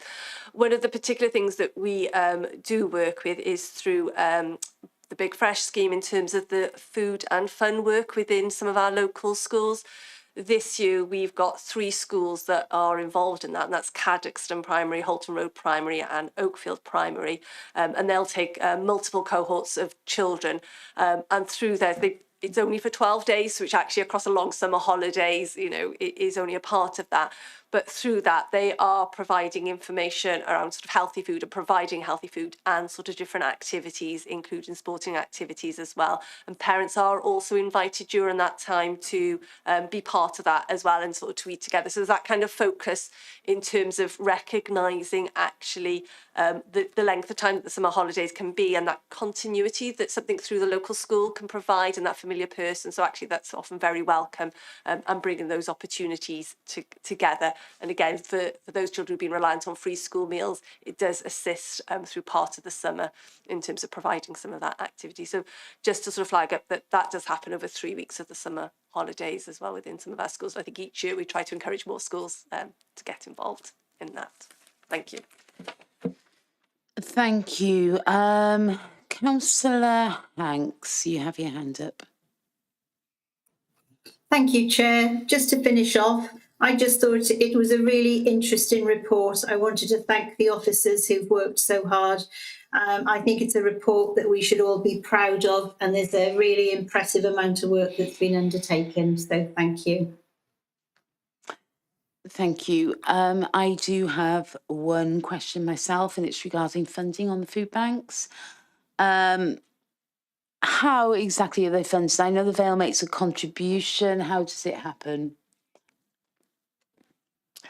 In terms of the Vale Food Bank, Chair, we've provided funding to that organisation over the last few years.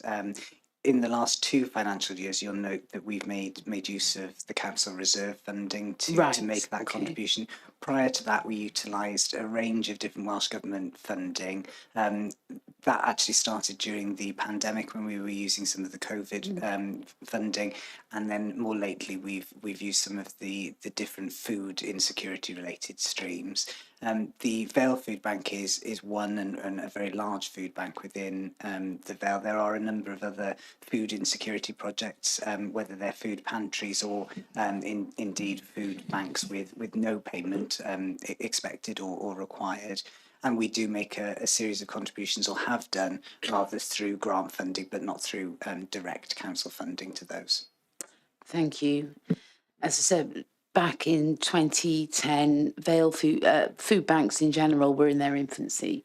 Unfortunately, over the last 14 years, we have seen the need for them increase too much, way too much. And we have seen the number of food banks increase too much as well. I never want anyone to be without any food. I know what it's like to not eat for the last 2 days before you get your next payment for payment. It's happened to me. I never want to see anybody in that situation. And I just want to say thank you again for all the work you're doing. Thank you for prioritising poverty. It is something that needs to be looked at. It is something that needs to be sorted. And I would like to ask that if we can possibly arrange a visit for committee to the food bank. Would that be okay? Yeah? Is that something we can do? Yeah? Thank you. Councillor Hennessy. Yes, thank you for sharing what happened to you, Millie. I just have one question, Tom or Helen. It says on the 2.30, you have a designated, developed a website for the maps and interactive maps and directory. How does that work for people who doesn't have internet? How do you pass on this information about warm spaces and things? Thank you, Councillor Hennessy, and it's a really, really good point. The website does, by a very long way, receive probably the most traffic as any one of the channels the council has, about 800,000 visitors a year. But we're really aware that isn't something that all people can access, and that's for a range of different reasons. So the warm spaces, the majority of the information that is contained within those maps is of community-based facilities. So we've worked hard to try and bring that together into a central point. But what we've also done is support the local community groups and organisations that have got things like warm spaces with a range of different promotional activities. So we've given them pull-ups, those kind of banners that they can use within their spaces. We've given them leaflets and posters as well that they can put the local details on, and they can display locally, either in community centres, on notice boards, those kind of things. So we do it in a variety of different ways. We also make sure that when we're talking about the value of the work that the community groups do across the Vale, particularly on this matter, that we regularly put out press releases, so that we're hoping, and very often they get picked up in the local press, number of free papers then people are likely to see. So we try and do it in a variety of different ways, because you're absolutely right, not everybody is going to be going on the internet and coming to the council website. So it's just one of several methods. Thank you. Do we have any other comments or questions? I don't see anything. I think the only real recommendation we've had is my request to visit the food bank. Is that about right, Mark? Yes, I believe so, Chair. And obviously we got the actual main three recommendations as well. I mean, but from the committee no, themselves. I think the only one is from the yeah. visit the food bank, unless Yeah. obviously members want to volunteer any other recommendations now prior to deciding on this. Speak now. Councillor Lloyd-Selby? Yeah, thank you, Chair. Just to make sure we don't lose Tom's suggestion of picking up my point around looking at how easy it is for people to access the benefits that we administer.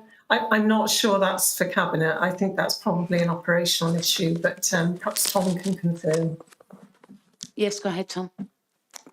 Thank you very much. I would suggest perhaps that if committee record it in the minutes, that's something that the officers will pursue now as a result of discussion at the committee. We'll then reflect it in the reference to Cabinet for their consideration. We'll also make sure then that we provide you with a progress update in your next 6 monthly report on this topic, so that you can keep track of it if that's useful. I'm happy with that. Yeah. Anybody else happy with that? Councillor Hennessy is nodding. Yeah. Go ahead, Mark. Just to confirm, Chair, so it would not as a recommendation and just in the minute. Yeah. Okay, if you want a committee happy, Chair. That's fine. Okay, so the apart from my recommendation, the request mainly to visit the food bank, there are 3 recommendations on this, and it's that we consider the work being undertaken with regards to tackling poverty and the cost of living crisis, which is a critical challenge within the Council's annual delivery plan 2024 to 25. Second recommendation, that Council notes the use of the cost of living reserve to support those in need. And the third is that the committee refers this report and any comments to Cabinet for their consideration. Are we happy to go with those recommendations? Sorry, Chair, just to come back on the third item, refer the report and any comments to Cabinet for consideration. Can I just check with yourself, Chair, and with Tom, is it just simply to refer to Cabinet now, or only if there's certain specific comments from the committee? Sorry. Not a problem.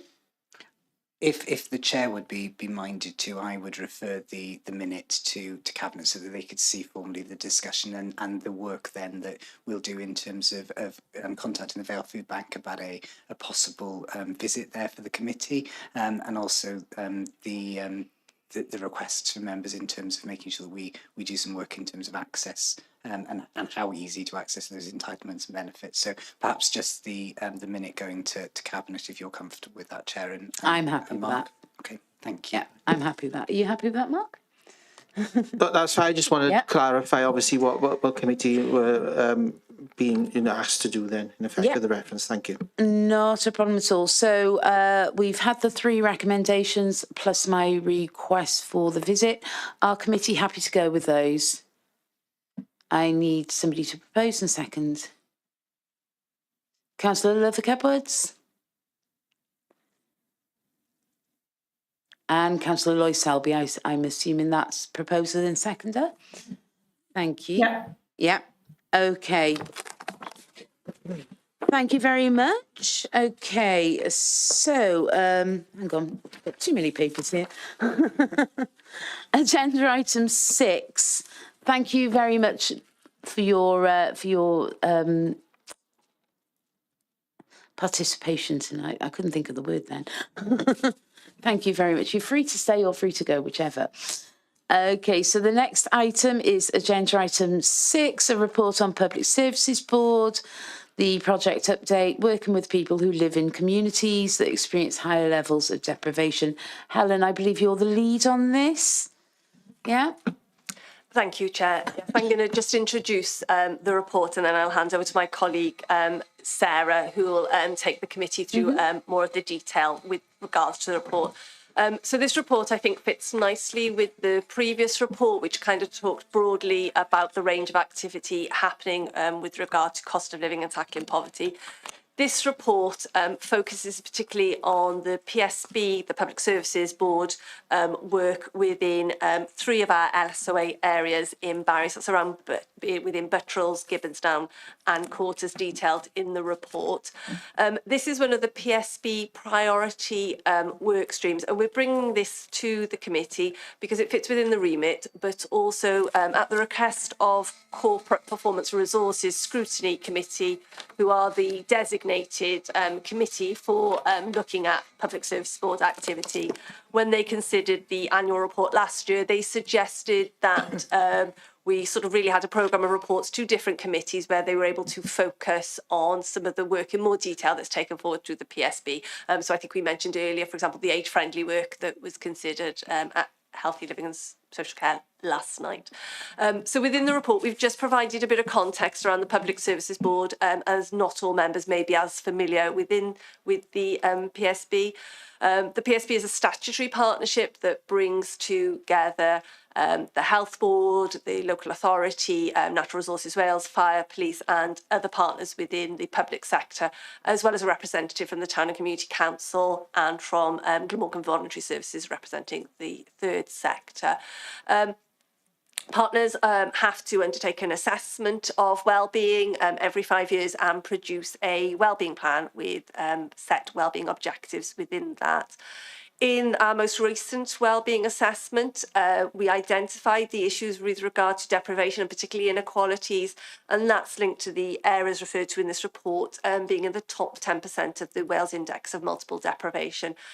Partners agreed that this should be one of the priority work streams within the Public Services Board wellbeing plan, and that's together with the age-friendly work and work around tackling climate change and the nature emergency.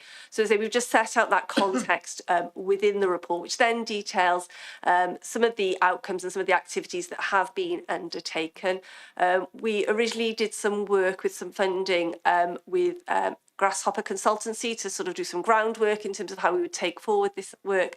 And then we were successful with some shared prosperity funding to fund the post for community development worker to undertake some of that activity. And that is Sarah, who's here tonight. And I'm going to hand over to Sarah now, who will take the committee through the work that's been happening. And the recommendations then within the report are regarding noting the work to date and also consideration of whether this is something you would like future reports on, or whether you're happy that it's just contained within the reports to Corporate Performance and Resources Scrutiny Committee. So those are the 2 recommendations. So I'll hand over to Sarah. Thank you, Helen. So I'm Sarah and I'm going to take you through a presentation now. There it is. So this is the Tackling Deprivation Progress Report. So why are we looking at these 3 areas? So the 3 LSOAs were ranked in the top 10% most deprived in Wales in the WIMD report of 2019 due to being ranked in the 4 domains of deprivation with the largest weighting. They were employment, income, health and education. There has been a consistent increase in the number of people in receipt of universal credit in the Vale, both in and not in employment.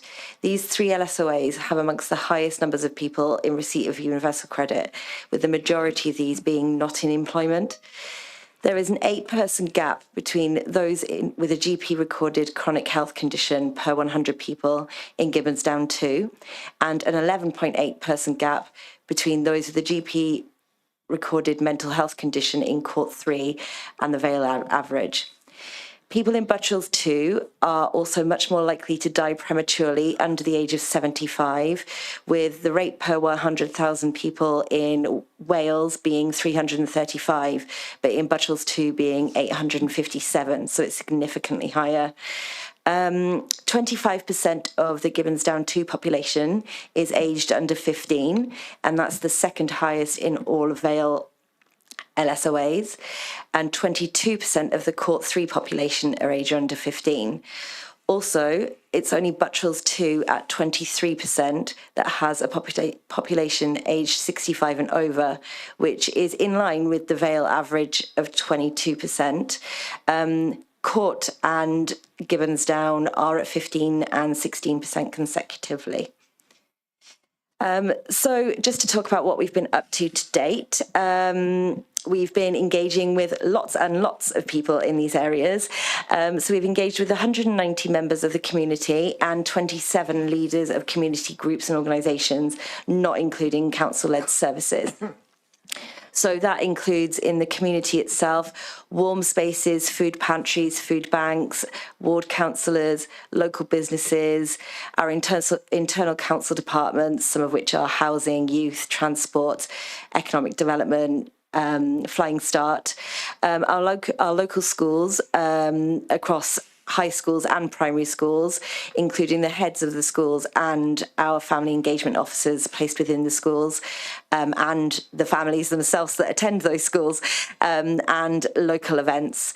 On a professional side of things, we've engaged with our local health board, GVS, Natural Resources Wales, South Wales Police, Keep Wales Tidy, Age Connects, Cardiff Bus, amongst many others.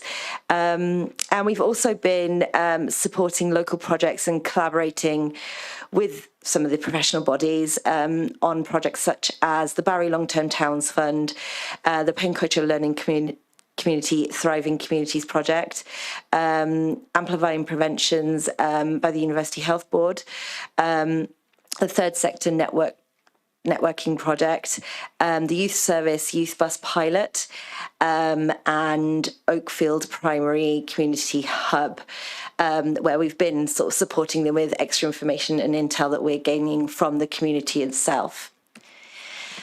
From that comprehensive engagement, we've pulled together a list of assets, and then on the next slide I'll show you more challenges that have come through as common themes. So in terms of the assets, always good to start positively. We've grouped that into spaces, people, resources and culture. So some of the things that have really come through on those, and these are things that lots of people have mentioned, but the things that have really come through, everyone loves Pencocha Fields and the splash pad. They use it regularly. They also use the community Enterprise Centre up by Homeview and the Advice Pod in Golau Credig. In terms of people, our family engagers in our schools are pivotal to the community. They are trusted, they give advice, they give support, and they are vital to the community. In terms of resources, our primary schools play a really important part, as do our food pantries, and the library comes up very frequently as a resource that's used. And then the biggest one for me, but also a big one that people speak about, it's the culture of these communities. There's a real community spirit. I personally have worked in many communities in South Wales, and I feel that this community, or these three communities rather, are exactly what they feel. They've got a lot of pride, they're very supportive, very close-knit, really welcoming, and this, just for me personally, wonderful to work with them. So that's the assets that come through. More on the challenges side, so what this word cloud shows is things that have come up on a more negative point of view. So the words that are bigger are the ones that come up the most. So I'll go through the top 5. So additional learning needs, neurodiversity, this comes up a lot. Pencocha High School, the experiences there and their reputation. A feeling of anxiety and or a lack of confidence within people within the community. Our youth services and our young people in the community themselves. And I'd like to say transport, but it's more specifically buses, comes up a lot. There's still a lot of work to do around these themes, the assets and the challenges. They need they will change over time, and we need to keep on top of those, but we also need to unpick them a bit more. So, for example, with buses, we need to understand more if that is about the services themselves or about the access to information of those services that people struggle with. So then just to talk a little bit about the project itself and the successes that we've had to date and some of the challenges we're facing. So successes wise, we've worked with a lot of organisations and community groups, been successful in some cases in receiving some funding and directing some pilots to serve these communities a bit better. So those are the Barry Third Sector Networking Group. There's been some street furniture put into place in Gibbonsdown, the youth service, youth bus funding, collaborating with the NHS on the Amplifying Preventions programme, which I'll talk more about later. The Oakfield Primary School Community Hub, and supporting the Pencoach High School in their food tech course funding. In terms of challenges, we continue to get some challenges that we need to address. So around data, a lot of the data that we as a council gather is at a Vale or a Barry level, and obviously this is a lot more specific than that, so that is a bit of a challenge, trying to get data that is related. Domestic abuse, we know that it runs through these communities, but it's very difficult and time consuming to get people to open up about these. It's about building strong relationships with them, which we are getting to a point to, but there is a lot more work and a much bigger challenge around domestic abuse than some other themes that have come through. And then also obviously time. I'm just one person and this is a 2-year project. So it will take a lot more time to see any true culture changes. So that's a massive challenge for us. So just to talk a little bit about some of the partnerships that we've been working on. So as Tom mentioned earlier, there's the Pencoach Learning Community, a Thriving Community project. This project is working to tackle the inequalities and inequities across our most deprived communities through a community-focused schools and local authority partnership approach with a focus on food, physical activity, and school readiness. They're tackling that through 3 work streams under the headings of safe, healthy, and secure. And then additionally, there's the Amplifying Prevention programme with the Cardiff and Vale Health Board. So this is focusing on combating identified health inequities across Cardiff and the Vale. The work aims specifically to work in collaboration to improve uptake and close the gap in childhood immunisation rates, improve uptake of bowel screening rates, further enhance the implementation of specified actions in the Move More, Eat Well action plan. So in both of these projects, we've been working with the communities to gain their knowledge and feedback to the people running these programs, our intel, and helping them better understand the communities and how to best engage with them. And also linking them with other funding streams. So we've then been worked, as Helen mentioned, set up our steering group through PSB Partners. So what these 2 diagrams show you, the one on the left in particular, is how the project links in through working with the steering group, how it links into different strategies and plans across Wales. So the ones highlighted in red, the child poverty strategy, Healthy Weight, Healthy Wales, and the NRW, Nature and People Thriving Together. They are national strategies. In green, we've got more regional, so the Amplifying Preventions and the Move More, Eat Well plans. In purple, these are Vale focused, so the placemaking charter, the PSB Wellbeing Plan, the Wellbeing Assessment, Age Friendly Vale, and the Annual Delivery Plan. And then on a more local level, the orange, we've got the Pencoitra Thriving Communities and the Barry Long Term Towns Fund, and all of those link in to the Future Generations Act wellbeing goals. Another piece of work that we've been doing is, so the assets and challenges that we looked at earlier on, that have come from the community, we've grouped those into 6 categories, those being connectivity, safety and security, services, wellbeing and health, youth, and people. And this diagram just shows how they all link into our wellbeing, our 3 wellbeing goals. And as you can see, most of them tick more than one, which is really good to see. And then next steps. So I really struggle using the word deprivation when I'm talking to the community. I think it provides a bit of a block when you're talking to people directly. So we are pulling together to coincide with the launch of the placemaking brand for the towns in the Vale.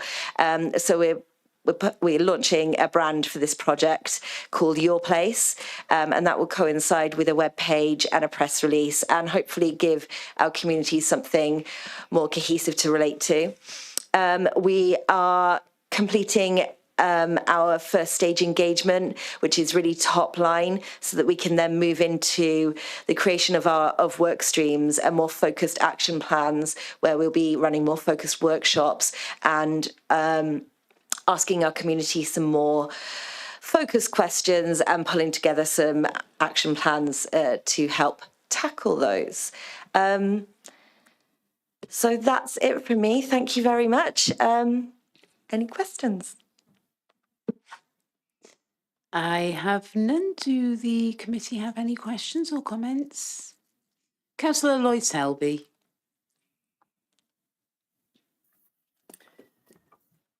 Yeah, so many thanks for taking us through that.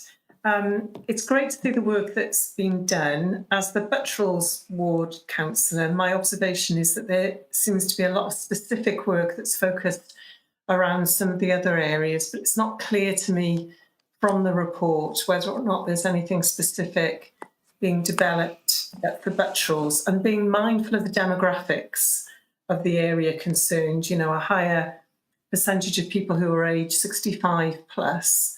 Again, a number of the initiatives that have been put in place appear to be focusing on younger people. So it would be helpful to understand how it's been in terms of engagement in Buttrells, and whether or not there are any specific proposals going forward to address deprivation within that area. Thanks. Thank you, Councillor. There is certainly, it does seem like there's a lot more work going on in the other 2 wards, but we've done quite a lot of work in Buttrells. We have a really strong relationship with the Baobab Bach food pantry. We attend there regularly and chat to the people there. We're doing a lot of work with Gladstone Primary School and the Whitmore Cluster and Whitmore High School. And we've also done quite a bit of door knocking in the social housing in the Buttrells area that sits under that ward, to understand what people need and what their requirements are in terms of what the priority plans are for that. That's something that we're working with the steering group at the moment for all 3 areas. So at the moment we've just been gathering information and building strong relationships, so that we're hearing more than just fly tipping. So we want to hear what are the real issues for people, not ignoring fly tipping, of course. And so today it has been about building those relationships and noting down what people are talking about. And the next step now is to look at what priorities we will take forward.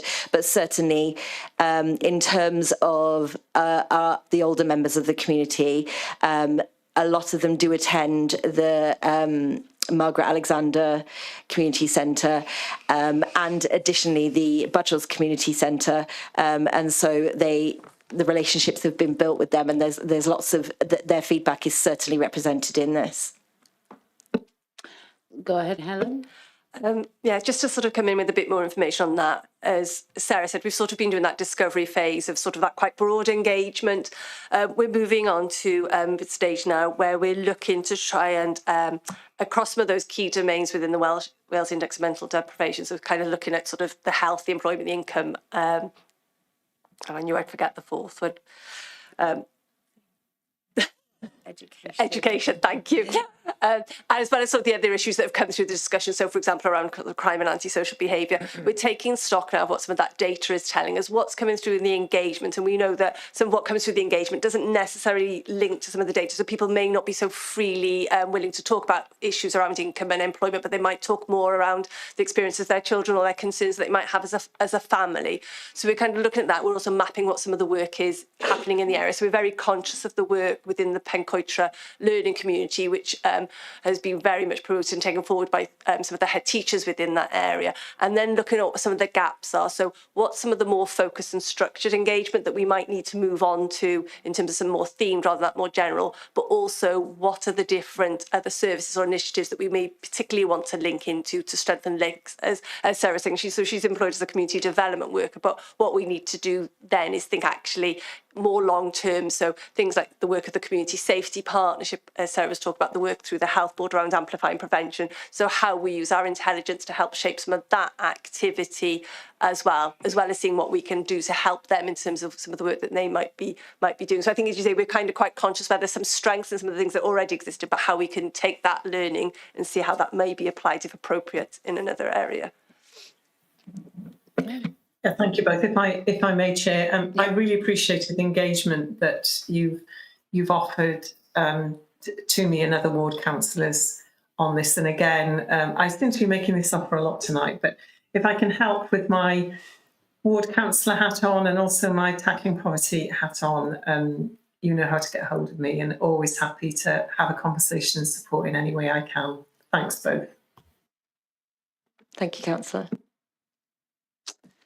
Okay, thank you. Any other questions or comments? Oh, Councillor Morgan.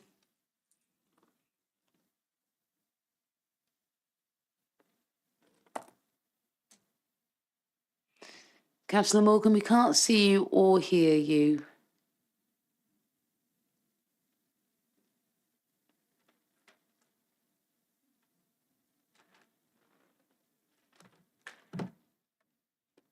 Still can't see you or hear you. Councillor Morgan, I don't know, perhaps you might be muted by accident. It might be worth clicking the icon with the microphone and your camera icon.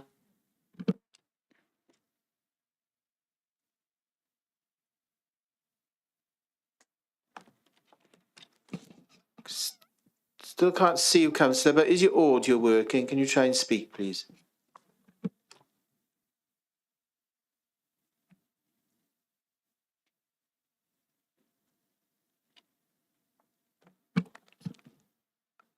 Not sure if it might be worth coming in and out of the meeting again, Councillor Morgan. If there is a question, maybe forwarding it in the chat.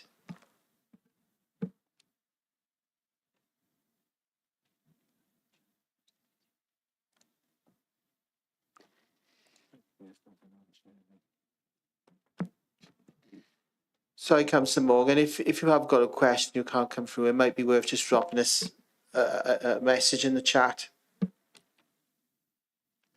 Yeah, it might be the best idea. This was happening to me during last night's scrutiny as well. I ended up having to leave the meeting and rejoin. It's the only way I could get back in.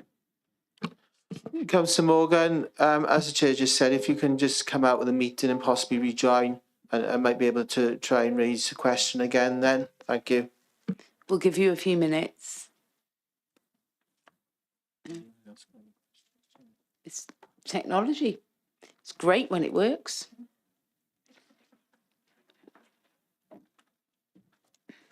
That's why I come into the chamber. Well, for this meeting and most meetings. Councillor Morgan, I think we can hear you now. Well, we did. It's gone again.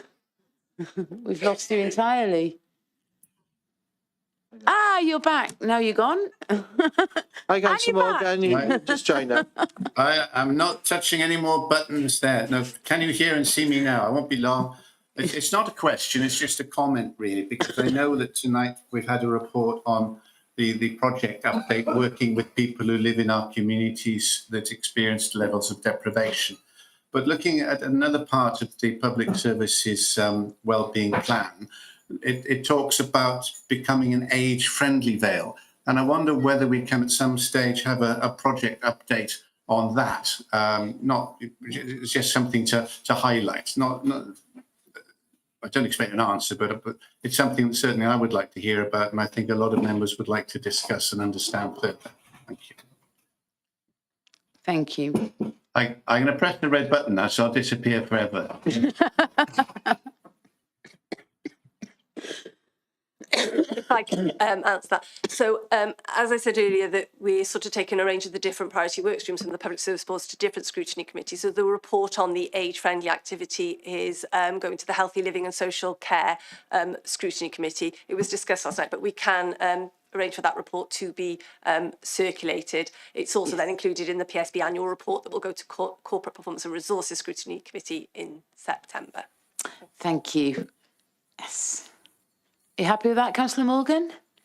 Well, no, a little bit further, because it's more than age-friendly activity. It's engaging with the older people in our community so they can understand what the council can do for them and what we're trying to do for them. And I'm just wondering whether we as councillors can be given material to take out into our communities, because people are worried about a whole host of things, from social care to going to a hospital and all these things. And it's something that I get asked about an awful lot. And we have a steadily rising older population, and it's every aspect of their lives really that we can help with. It's not just age-related activities. It's where they're going to live, who's going to look after them, all these things. And that, social care is a ticking time bomb, particularly for older people, because we're not addressing it. Go ahead, Helen.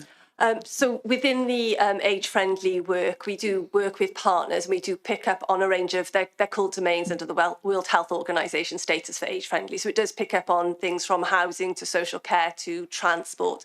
And there is a charter that has been developed by partners in terms of their agreement. So in terms of the scope of that work, engagement and information provision is a key element of it. So at the moment, there is a consultation programme undertaken on the development of that age-friendly action plan, and the team are out in a range of different community venues as well. So as we can share that report, I can also ask Sian, who's our age-friendly officer, to get into contact with Councillor Morgan as well, if you'd like a bit more specific work, and then to see whether he might be able to connect something as well within some of the work that he's doing. Okay. Thank you very much. Thank you. No problem. No problem. Anybody else wishing to make comments or questions? Speak now, forever hold your peace. Tumbleweeds. Okay, I will go to the recommendations then. The recommendations are that we note the work under this project to work with the people who live in our communities that experience higher levels of deprivation and provide comments via the Director of Corporate Resources to the PSB. Councillor Hennessy? Yeah. Happy to, yeah? Yeah, happy okay, to. yeah. And the second recommendation is that members consider if they would like to receive further updates on this project during the year. I think this is something that I think we should hear more about in the future. What do committees say? Say 6 months? Happy with that? I'm happy to suggest 6 months. Anybody else have anybody? I need a seconder. Councillor Happy to Lysell? second, Chair. Happy to second that recommendation. Thank you. Thank you. Okay. So yeah, I think that is the recommendations. You happy with that, Mark? Yep, thank you, Chair. Okay. So item number 7 is the final item, And before we go on this, I can see a couple of people leaving. So I just want to say thank you very much for being here tonight, people, guys and girls, and have a wonderful, wonderful evening. Enjoy the rest of your night. Thank you. Okay, so item number 7 is the final item, and it's a report on the annual delivery plan monitoring report, Q4 performance 23 to 24. I will hand you over to Mike, the head of housing and building. Thank you, Chair. I don't think I'm alone, although Phil Chappell may well be on the call. I'm not sure if Helen has been able to stay with us as well. The report before you is the performance report, which is measuring progress for Q4, but is in fact the full year reporting report from the 1st of April 23 to the 31st of March 24, and is aligned with our annual delivery plan commitments and wellbeing objectives. The presentation appended to the report is an overview of end of year, and we're providing it as early as possible to members. Miles Punter, director at the last meeting, mentioned the calendar for measuring council's performance, but will have mentioned also the annual self-assessment round. As I say, this is provided ahead of that annual self-assessment, which will be reported to Cabinet and full council prior to its publication in December. In terms of the report itself, it's a good news report. It's good progress in terms of meeting our annual delivery plan commitments for 23-24. And as you can see, 3 of our corporate plan wellbeing objectives were attributed a green performance status at Q4. One of our wellbeing objectives was attributed an amber status. In terms of the facts and figures, I know some members are interested in some of the more detailed information. 91% of our activities in the ADP have been attributed a green performance, and only 9% of planned activities were attributed red.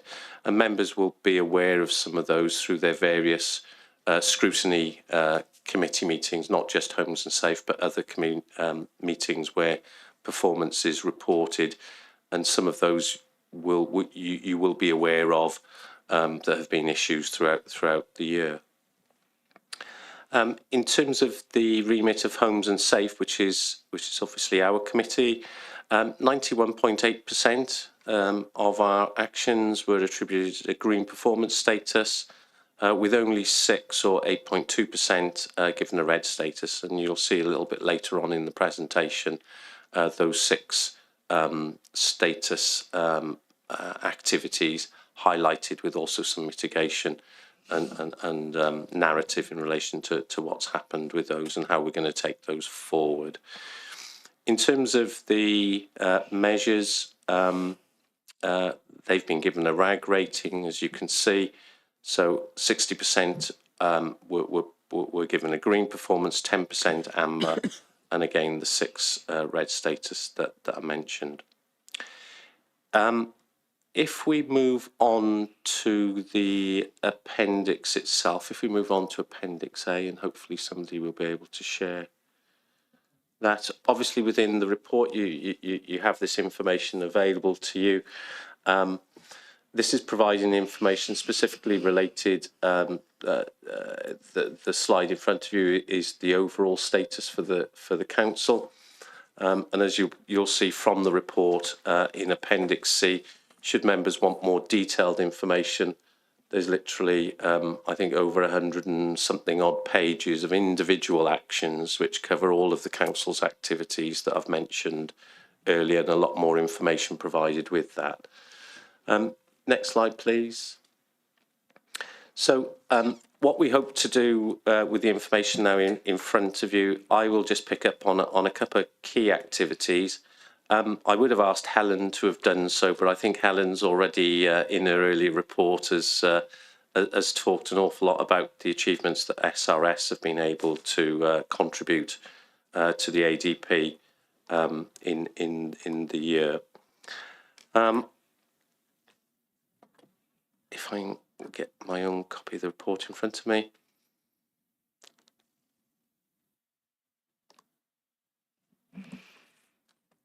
Apologies, 1 second.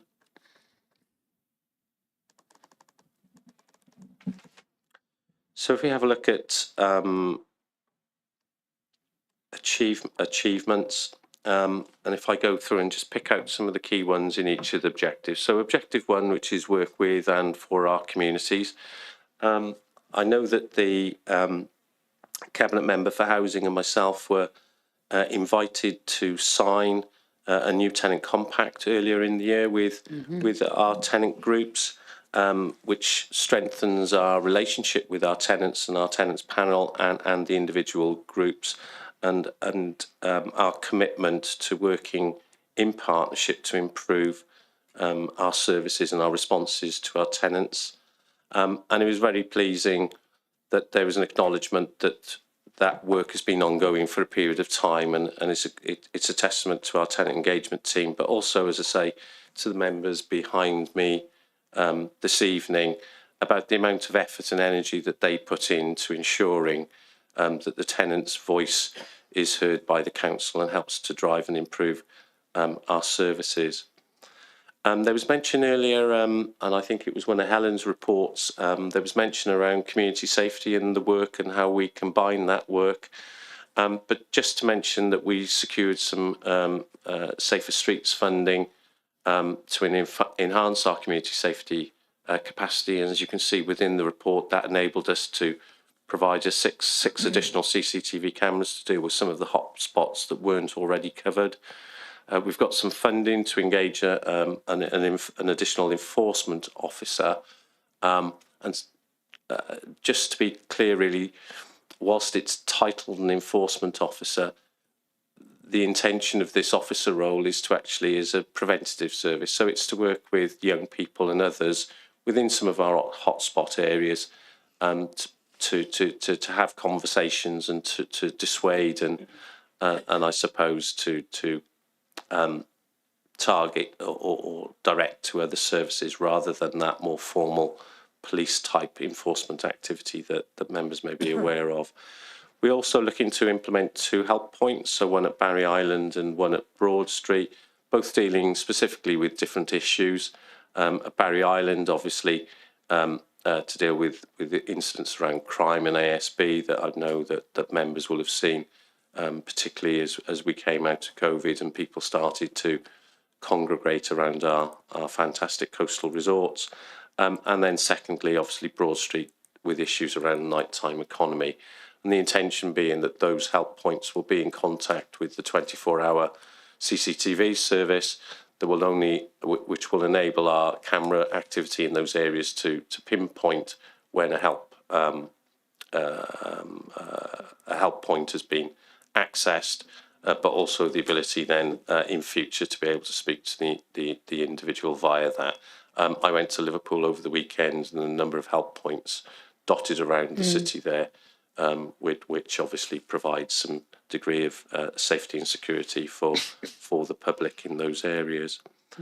Just to pick up on a point I think Councillor Morgan made around older people and housing, clearly one of the achievements specifically for the Penarth area is the ongoing development of the extra care scheme and the securing of funding via, or Wales and West securing funding via the work we've been doing with them from our RPB colleagues and some additional capital.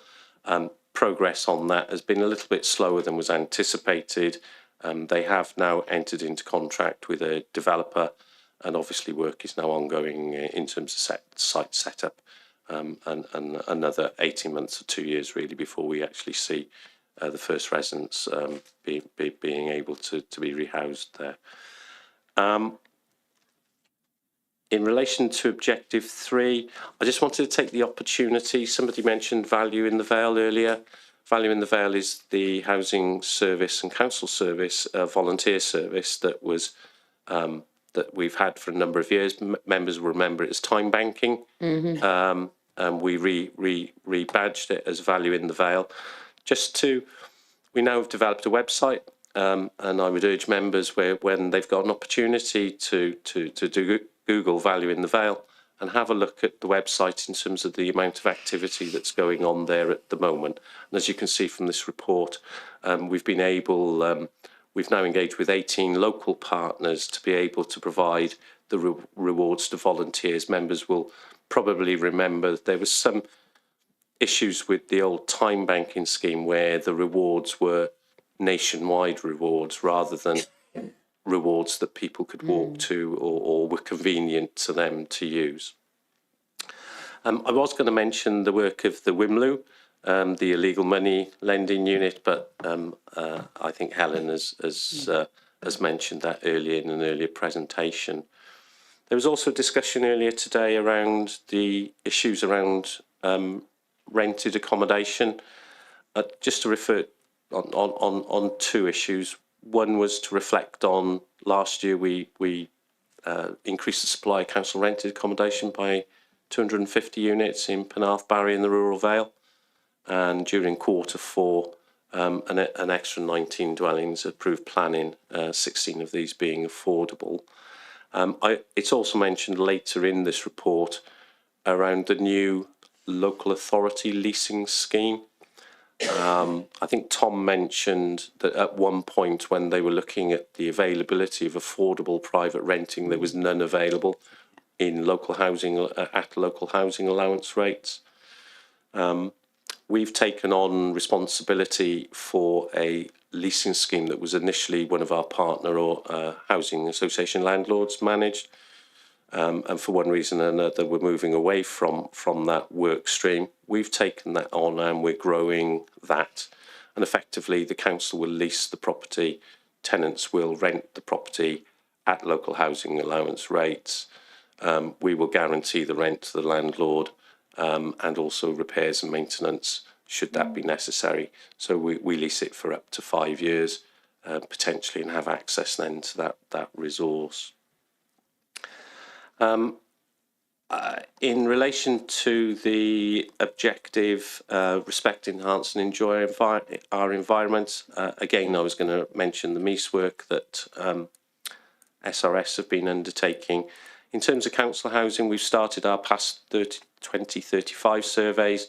So this is the work where we actually identify what work can be done within our properties to improve their thermal efficiency, and we're well on track to complete that work by 2026 with the first programme surveys completed last year. Moving on to the next slide, please. So again, this is just a very quick guide in terms of the performance status that I mentioned in the body of the report. And the next slide, please. And then the following areas of the report to talk about areas of improvement. Just to highlight on objective 1, work with and for our communities, we're seeing a rise in community cohesion and some hate incidents across our communities. So it's an area of service improvement that we've identified that we need to do some more work with in terms of linkage with police, local communities themselves, third sector, community champions, around how do we have a cohesive approach to addressing those concerns.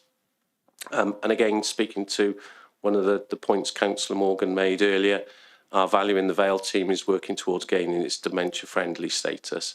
Volunteering activity is not necessarily just a younger person's activity, but also understanding that a lot of the work we do deals with things like social isolation and exclusion from our communities, and the work around that dementia-friendly status for our contributors, our partners and ourselves is extremely important. We've heard a lot today about employment opportunities, both in terms of Helen's report around how do we grow our own, but also the reports around poverty and the work of the PSB. And equally, we continue to look to support learning, employment and economic growth opportunities with our Quick Start apprentices, looking at our volunteers. And I think Tom mentioned the collaborative work that we do with other areas of the council's service. Moving on, 2 slides, please. So, as Helen pointed out in her report around sort of emerging areas of development and activity, I've mentioned then some of the work around countering extremist narratives, particularly raising awareness of local issues around what we're doing for our own communities. I think that was mentioned earlier as well as being an important learning point. What is out there? What are we doing for our communities? As a means to try and balance some of the more extreme views that we tend or have been seeing more recently, and the extension, as I mentioned, of the accommodation leasing scheme. In terms of supporting people at home and in their community, I reported at an earlier meeting that we were using the Holiday Inn Express for families, which was something that we hadn't done for a decade and a half, I think it was. I'm pleased to say we haven't got any families in the hotel at the moment. Through our house building programme of ourselves and our partners, we've been able to move those families on into permanent accommodation. But of course, those pressures will build up as we're waiting for the next round of new accommodation or opportunities to arrive. So we need to focus really on alternative provision for families. And as I say, the leasing scheme gives us an opportunity there of having some other form of accommodation available rather than the hotel. There was a mention earlier around accessing information. At the moment, if you're a council tenant, much of the information that's provided can be through the council's website, but very little directly from the housing department itself in terms of an online channel, I think that Tom mentioned earlier. So particularly pleasing that, you know, we've started on that journey of implementing our new housing software. We're through phase 1. We're quite a way through phase 2, with phase 3 then bringing a lot of the added value and the benefits of self-service and some information that tenants will find useful in terms of resolving issues or problems without necessarily having to go through a call centre, which is obviously the approach at the moment. And finally, the last slide that I'll refer to are emerging areas of concern. I won't dwell on this. Obviously, concerns, as you can see, highlighted there around revenue and capital funding going forward and our ability to deliver to increasing service demands. In terms of support, learning, employment, workforce planning has been mentioned earlier around how do we ensure that we have a resilient workforce where we can retain and support our existing staff and give those staff opportunities to move forward with their careers. In terms of supporting people at home, we know there's a real challenge for us as a housing department and as a council. There's a shortage of land available for housing development. So, you know, that continues to be a concern. Homelessness has not gone away. And in fact, you know, there was mention again earlier around the inability of people to rent privately, and where the pressures that is the council is facing in relation to providing alternative accommodation options for those people.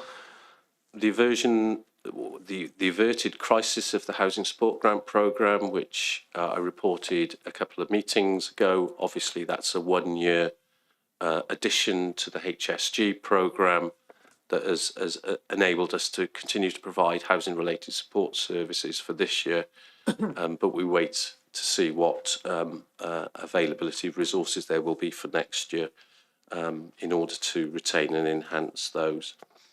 And objective 4 about respect, enhance and enjoying our environment, and I know if Miles Punter was here, he would have elaborated on the managing of expectations when working with and delivering services within our communities, and that ever reducing budget and funding capacity, about how do we work, how do we ensure that we communicate what work we're doing what we can do, what we can't do, and to engage them with communities to help facilitate where those communities wish to take on some of the work that the council has traditionally, and community councils, that the work that the council has previously done.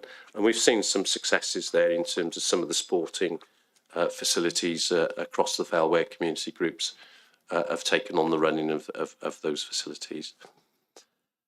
Just moving then finally and very quickly to the Reds, which is on the next slide.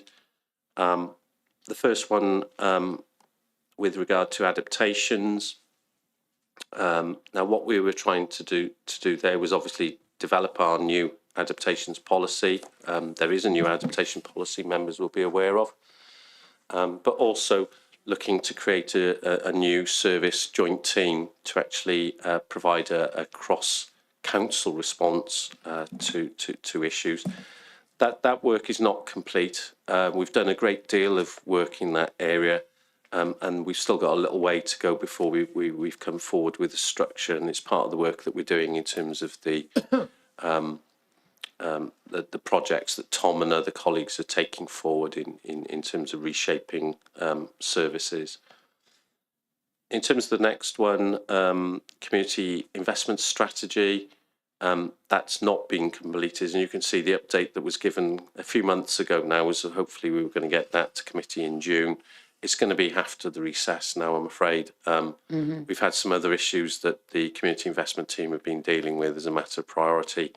And as I say, we'll bring that back to committee after the summer recess.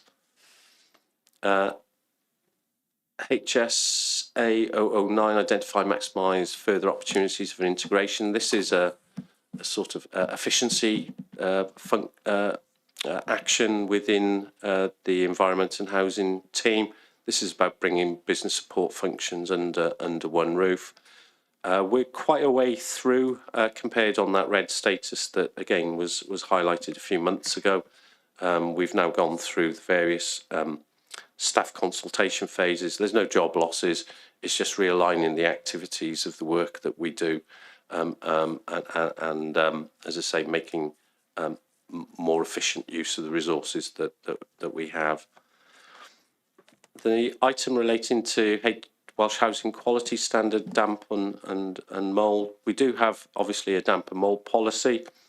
One of the things here that is reflective of that red status, the new housing IT system has it's not AI, artificial intelligence, in the sense that you sort of see in terms of the bells and whistle stuff that you see with Google and Meta and all those other AI facilities. But this is about us having a system which allows us to do a lot more preventative work. So if we're going to a property over 3 years, 3 times to deal with damp or mould or condensation issues, the system will tell us, we think that there's an issue, a recurring issue here, for us to get ahead of the game, because it's very costly, clearly, to be going back and forth, dealing with individual incidents.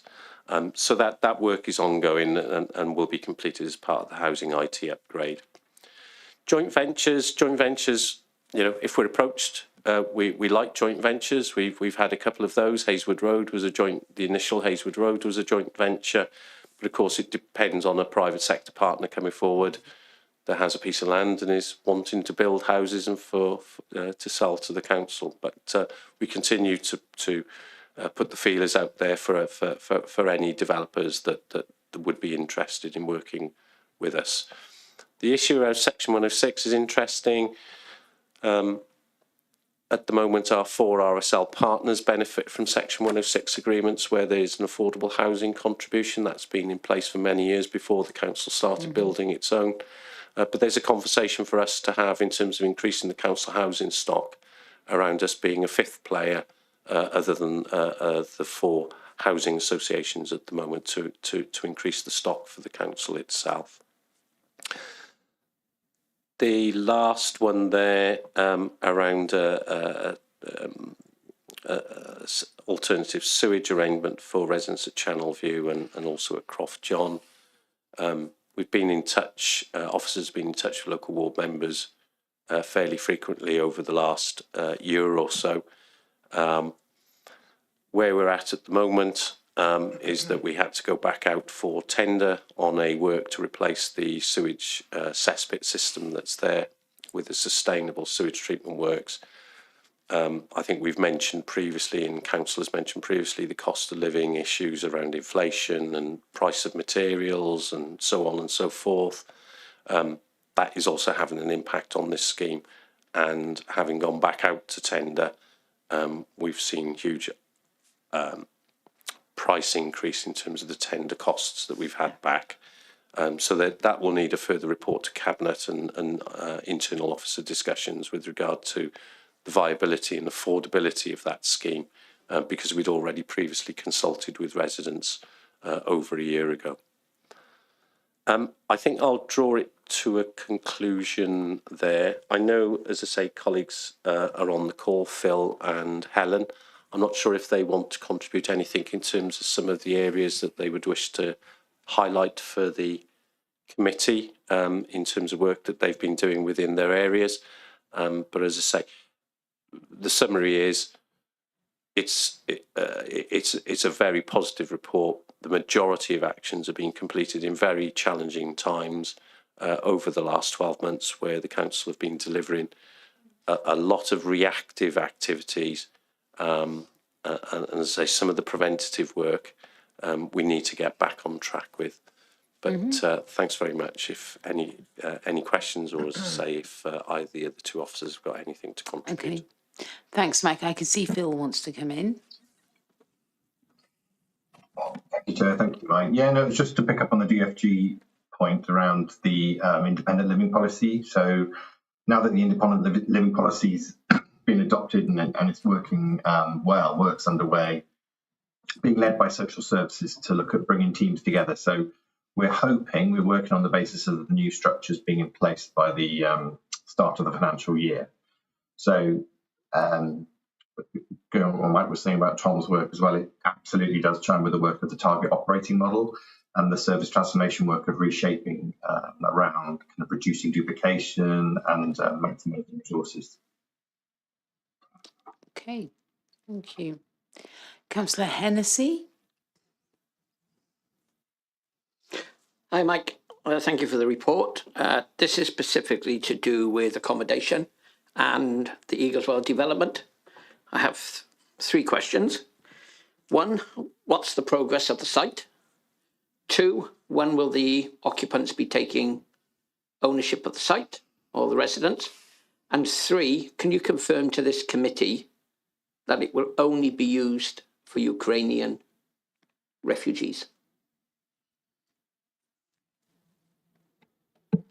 So if I pick up on the first point, members will be aware that there's a special planning committee next week. I think it's the 15th of the month. I might be wrong. I think that's full council. I'm not sure.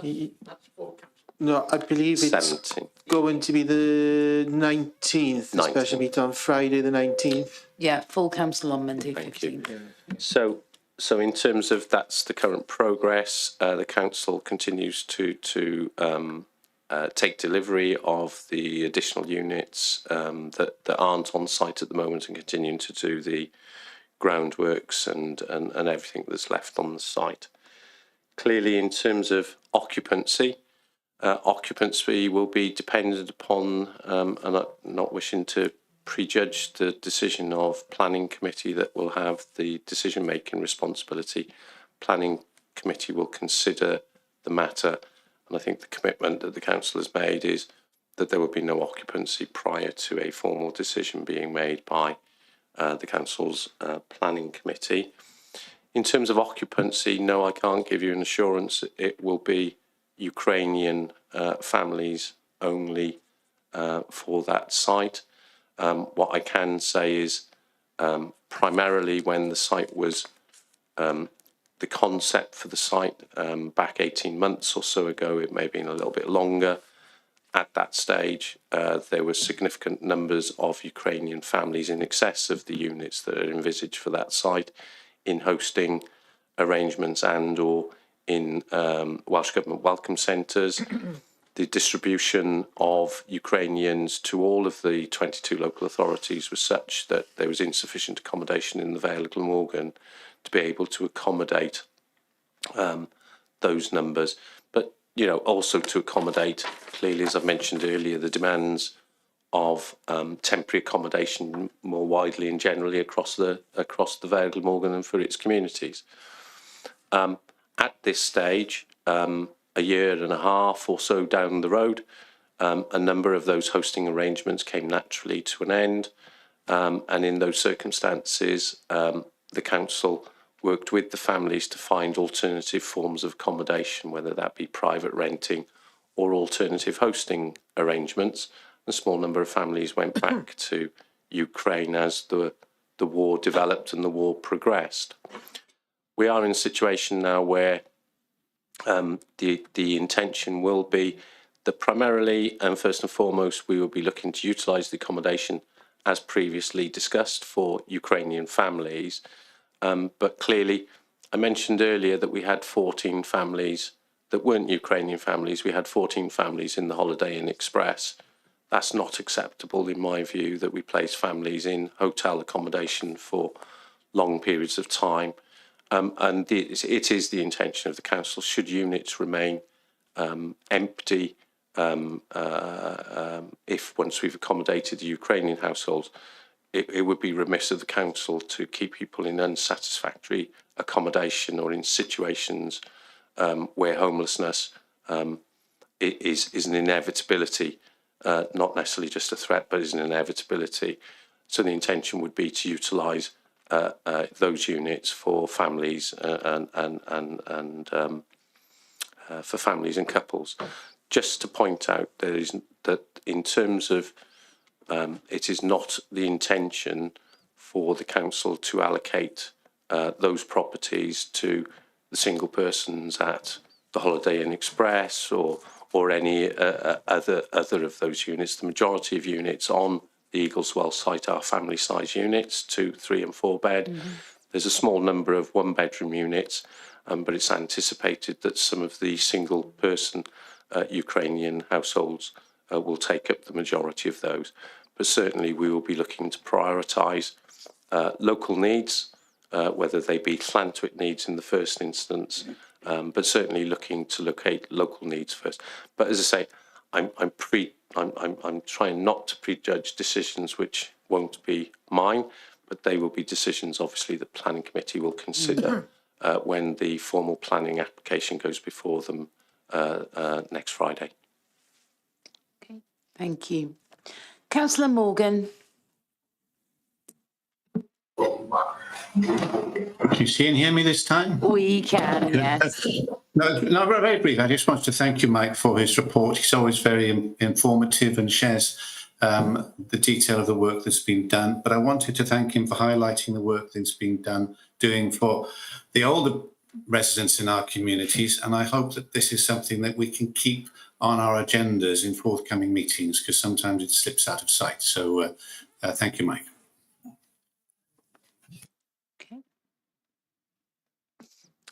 Thank you, Councillor. And I'm glad that you didn't hit the red button and that wasn't in the last report, your last contribution to the meeting.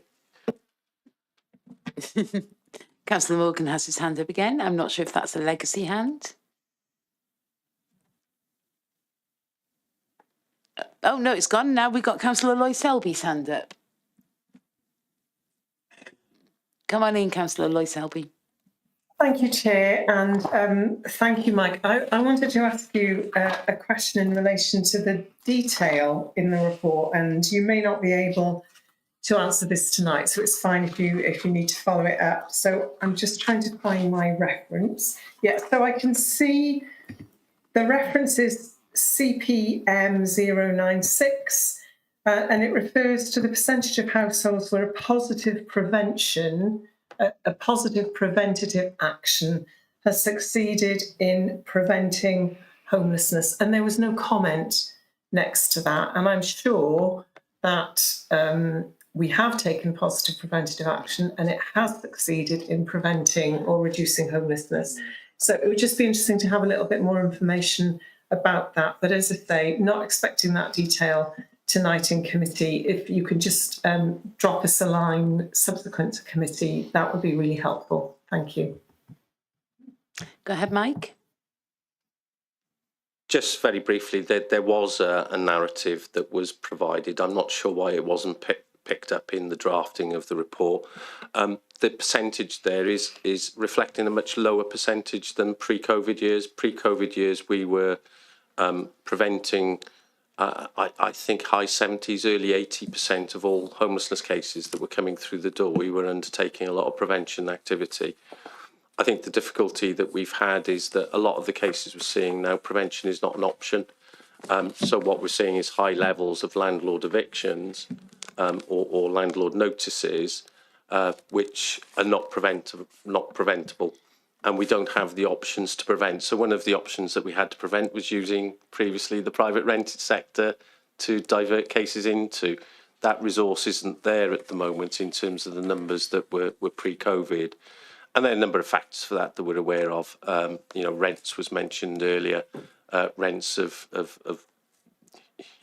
blown out of all proportion in the Vale in terms of what people can afford. Mm-hmm. We campaign as a local authority. We campaign as a group of landlords. We campaign as a government, because local housing allowance is not in the power locally in terms of setting the local allowance. That's a UK government decision.